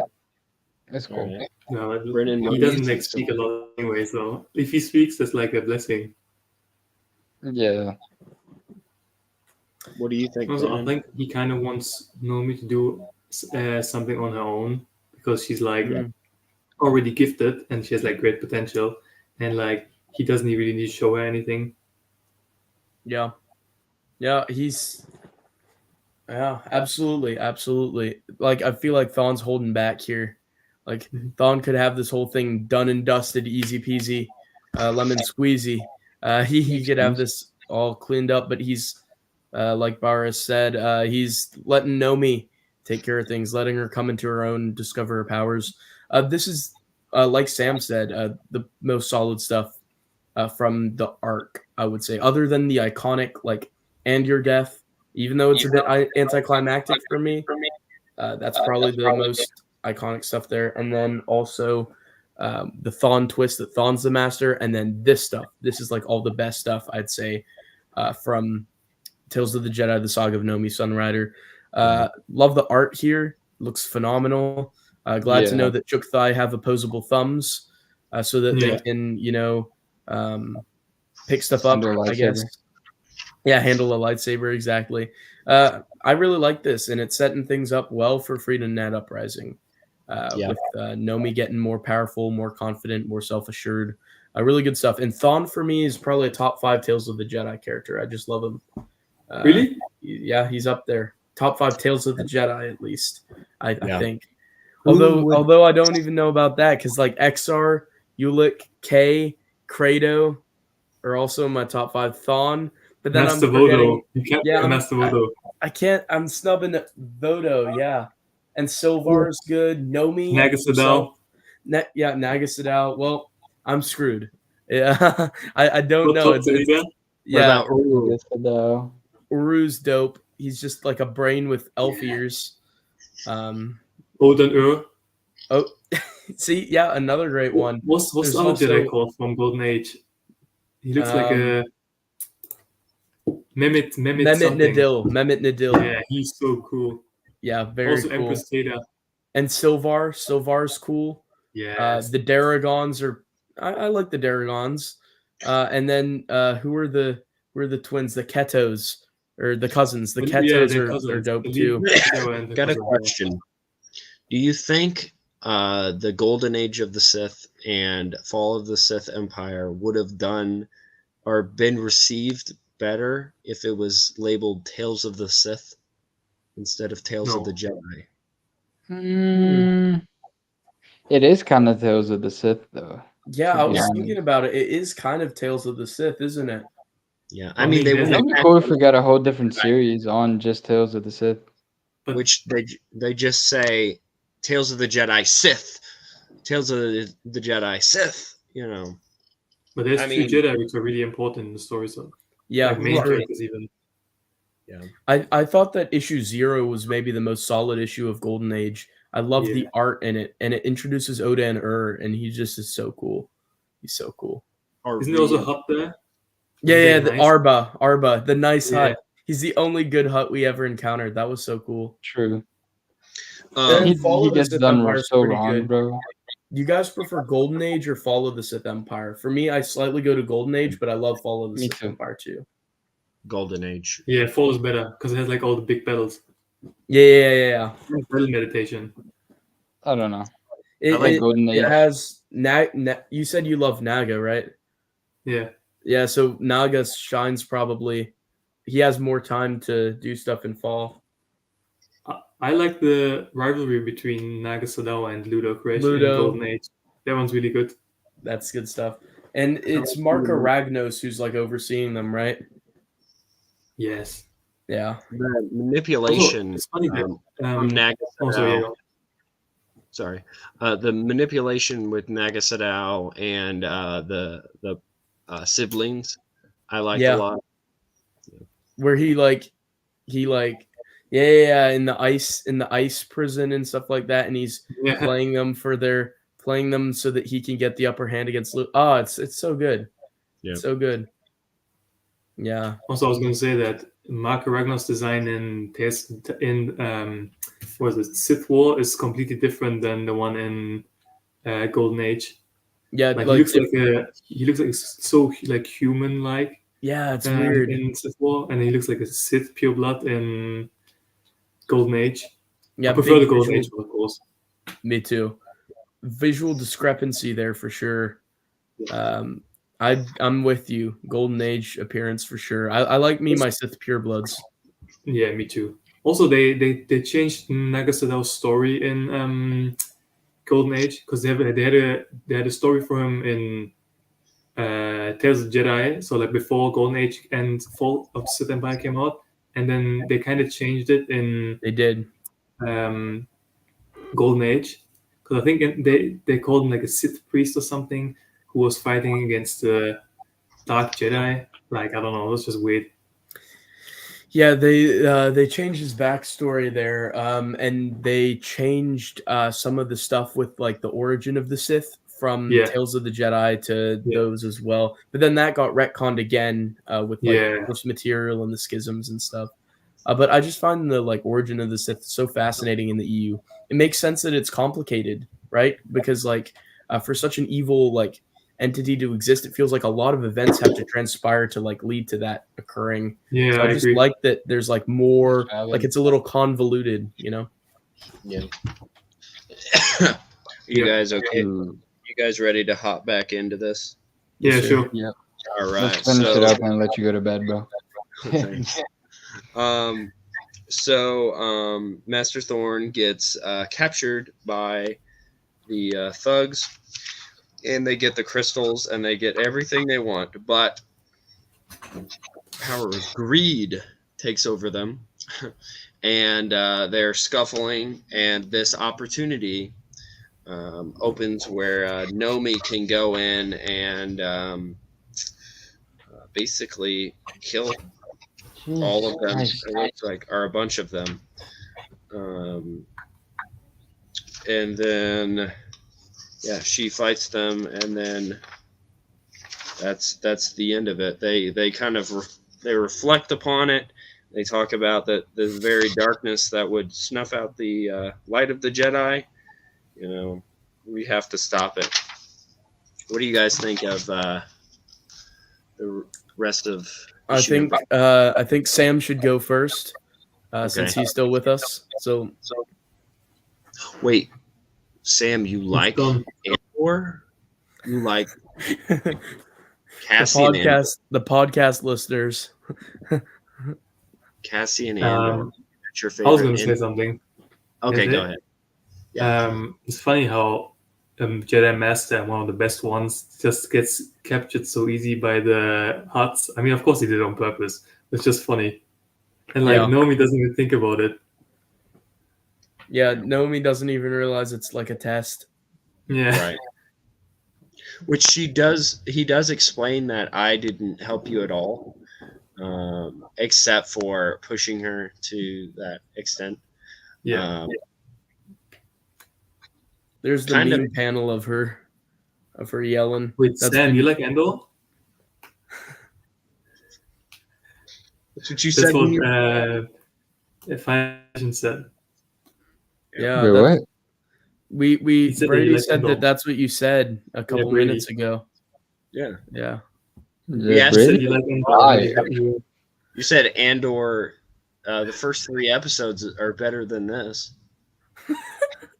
I never said that. I never said that.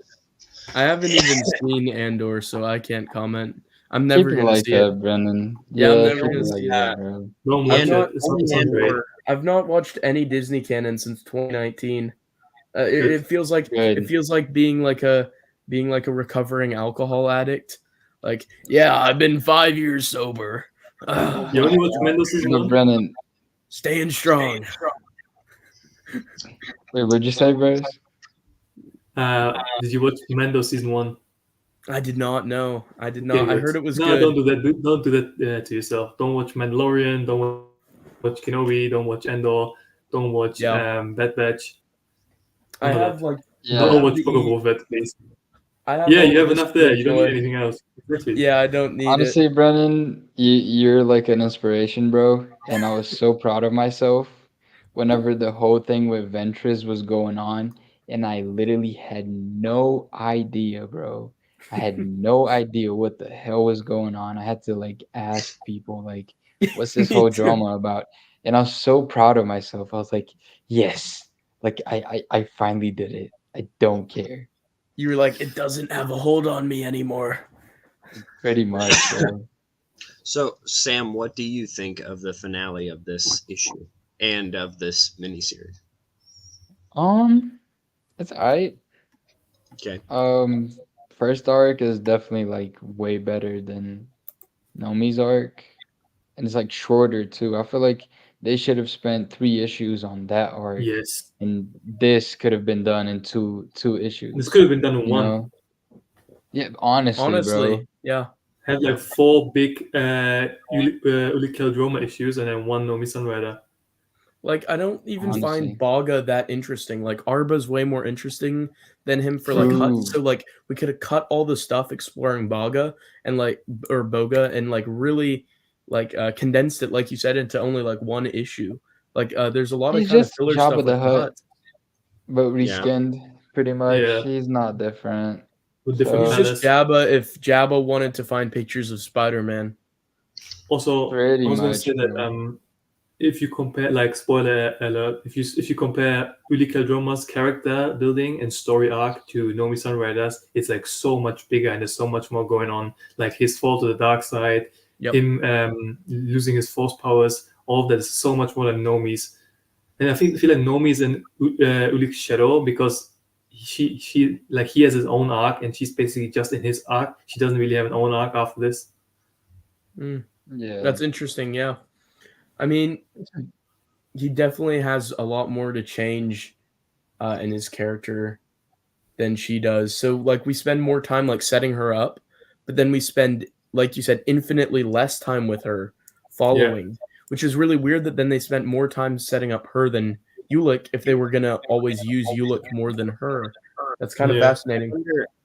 I wonder if due to Tom Veitch's departure, that might have had an effect to it. Yeah. Also, Maybe I think didn't they want to use the Sunriders in KOTOR? Yeah, Yeah, they they wanted did. to use Vima, but since Veitch had left on unamicable terms with Lucasfilm, they didn't have the rights to use Vima, and he wasn't going to like negotiate with them, so they had to create Bastila instead. Right. But Supernatural Encounters establishes that Vima trained Bastila, so there's still a connection there, which I really like that connection. That's It cool. works for me. Yeah. Also, So that would- sorry, I read somewhere that they wanted to make either Vima or Nomi the master of Mitra Surik, but I don't remember which one it was. That's also established in Supernatural Encounters for like the EU canon, but they wanted to do that, I think, in one of the games, like you said, they wanted to like establish that. Yeah. In the second one, that's when they were going to do that, but like it got cut or whatever, and so in Supernatural Encounters, it does say that Nomi trained Mitra, which I like that as well. It makes sense because like it's only like what is it, 15 or 25 years apart, 50. something like that. How many? 50, I think. Oh, it's 50? It's as much as that? Okay, so they'd be a lot older then. But still, it's like close enough to where it would make sense for them to train those people, I right? agree. So that would have made Vima Debota a descendant of Revan if we got that storyline. If Vima got was Bastila, because they had a child, right? Bastila and Revan. Yeah. Bastila and Revan did, but Vima trained Bastila. Well, I'm just saying if they had Vima, then Also, that whole lore is like inconsistent. Like Vima Debota is also like I read so many texts about her being Vima Sunrider and her surviving that long, like 4,000 years, which also like doesn't make any sense at all. Yeah. If there's an actual good explanation for it, I don't mind it. Like she was like in cryo, like stasis or some shit. They established that she wakes up. They established that Vima Debota comes from Vima eventually met a farmer when she settled down on a planet, and she had a kid with him that was a daughter.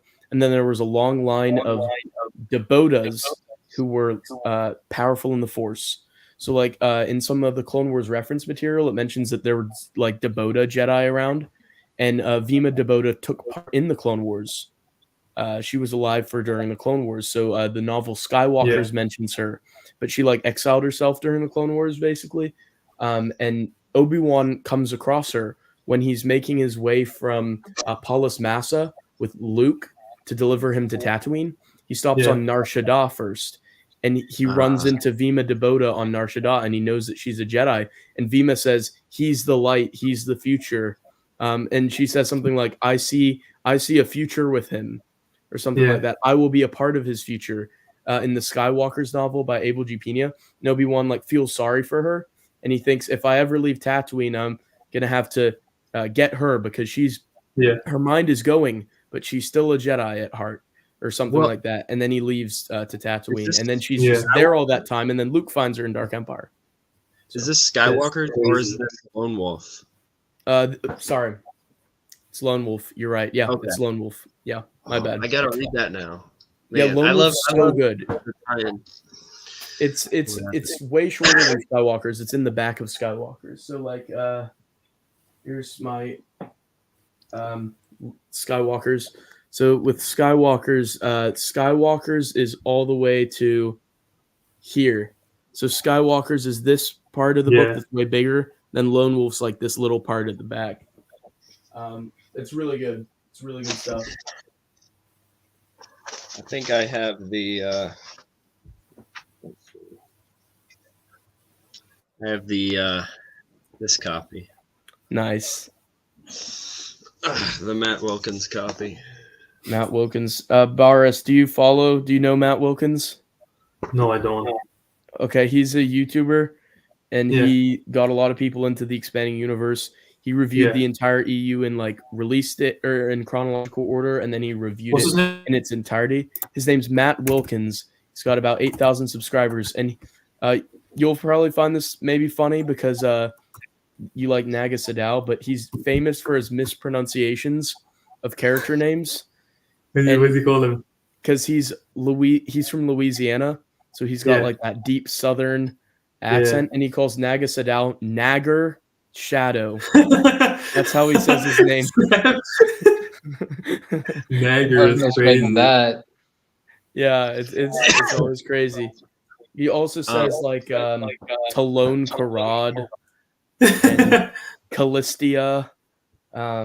He has all the mispronunciations for all the characters. It's hilarious. You were talking about the Southern accent. Oh my gosh, I think. Wait. Oh, okay.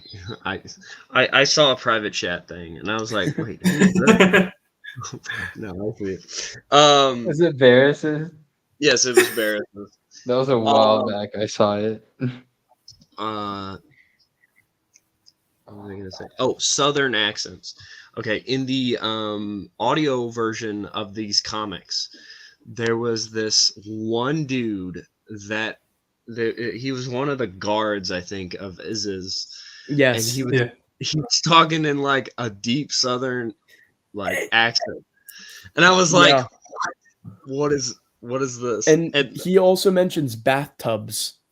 I think he's the guy who mentions bathtubs, and it's like, well, we know that in Star Wars they have refreshers, and that they have like sonic showers, but now we know that they have bathtubs as well. Thanks to the Southern Guard in the audio drama. But yeah, like I was that's like, important lore. I need the backstory of this guy. Yeah, I was like, did he survive? And then I look through, and I don't think he's even in the comic. Like he's an added. I mean, he's a guard that's randomly in the background, but he doesn't have any talking lines. But His backstory is, I was born in Montgomery, Alabama, and I saw this big portal when I was walking home from the bar, and I was like, "What is that?" And so I walked through like, "Howdy," and then I ended up in the stars. Kevin can do some accent. He was like, "Oh, Kevin has great impressions, bro." Yeah, we need to get Kevin on here. He grew up saying, "We didn't accept them wormheads." Oh my gosh! Oh my lord! So whenever I read that from issue 1, that's whenever I texted the group. I was like, "Is wormhead the N word for Twi'leks?" Yes, pretty much. No, it's dagger. Yeah. But other ones in Star Wars are like they call the Yuzon Vong scarheads.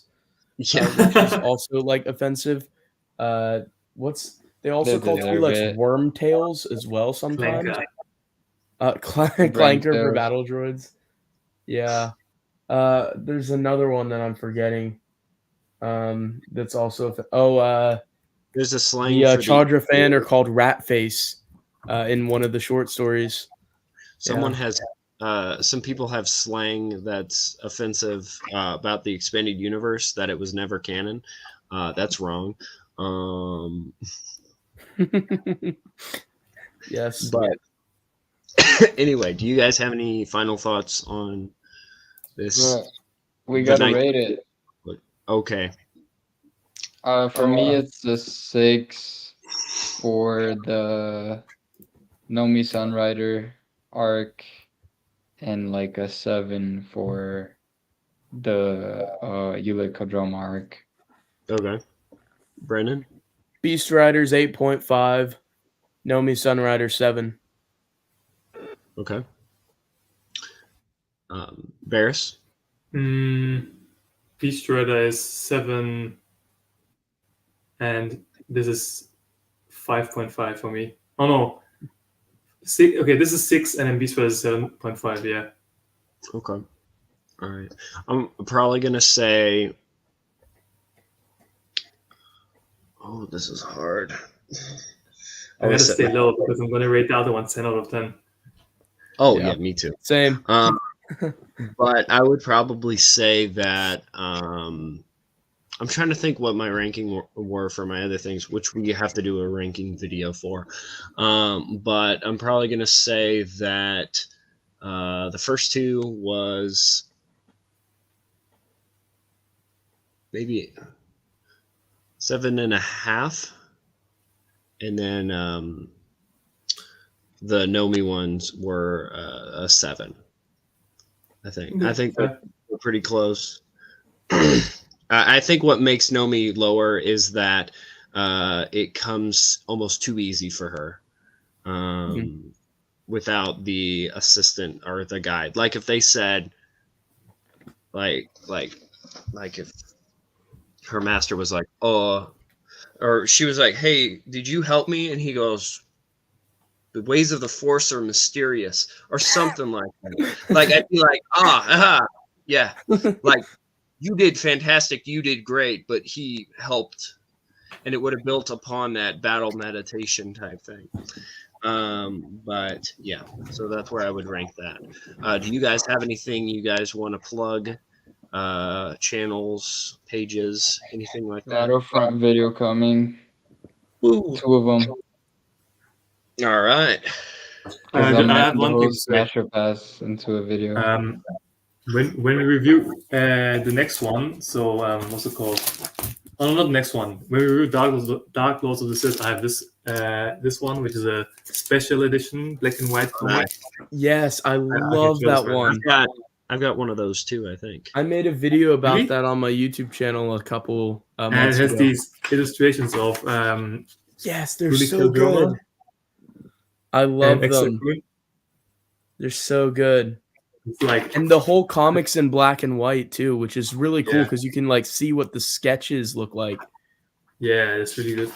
Sam, you've got to go out and get a copy so that we all have one. Yeah, I'm gonna start collecting, bro. Now that I'm moving, I go next Saturday actually. Awesome. One step closer to seeing you, my brother. Yeah, for real, man. I sent the bunny on Wednesday. He arrived today. So nice. Is he arrived traumatized yesterday. by the journey, or does he seem to be in good spirits? Just a little pissed, but he'll get over it. Yeah, fair enough. I would be too. We actually got another bunny, and we named him Cade, like Cade Skywalker. That's so cool. He's gonna go out and start hunting down Sith. Or he's going to start doing death sticks. He's gonna, be careful. He's going to be like downing death sticks left and right. Or he's going to hunt down the death sticks and do the Sith.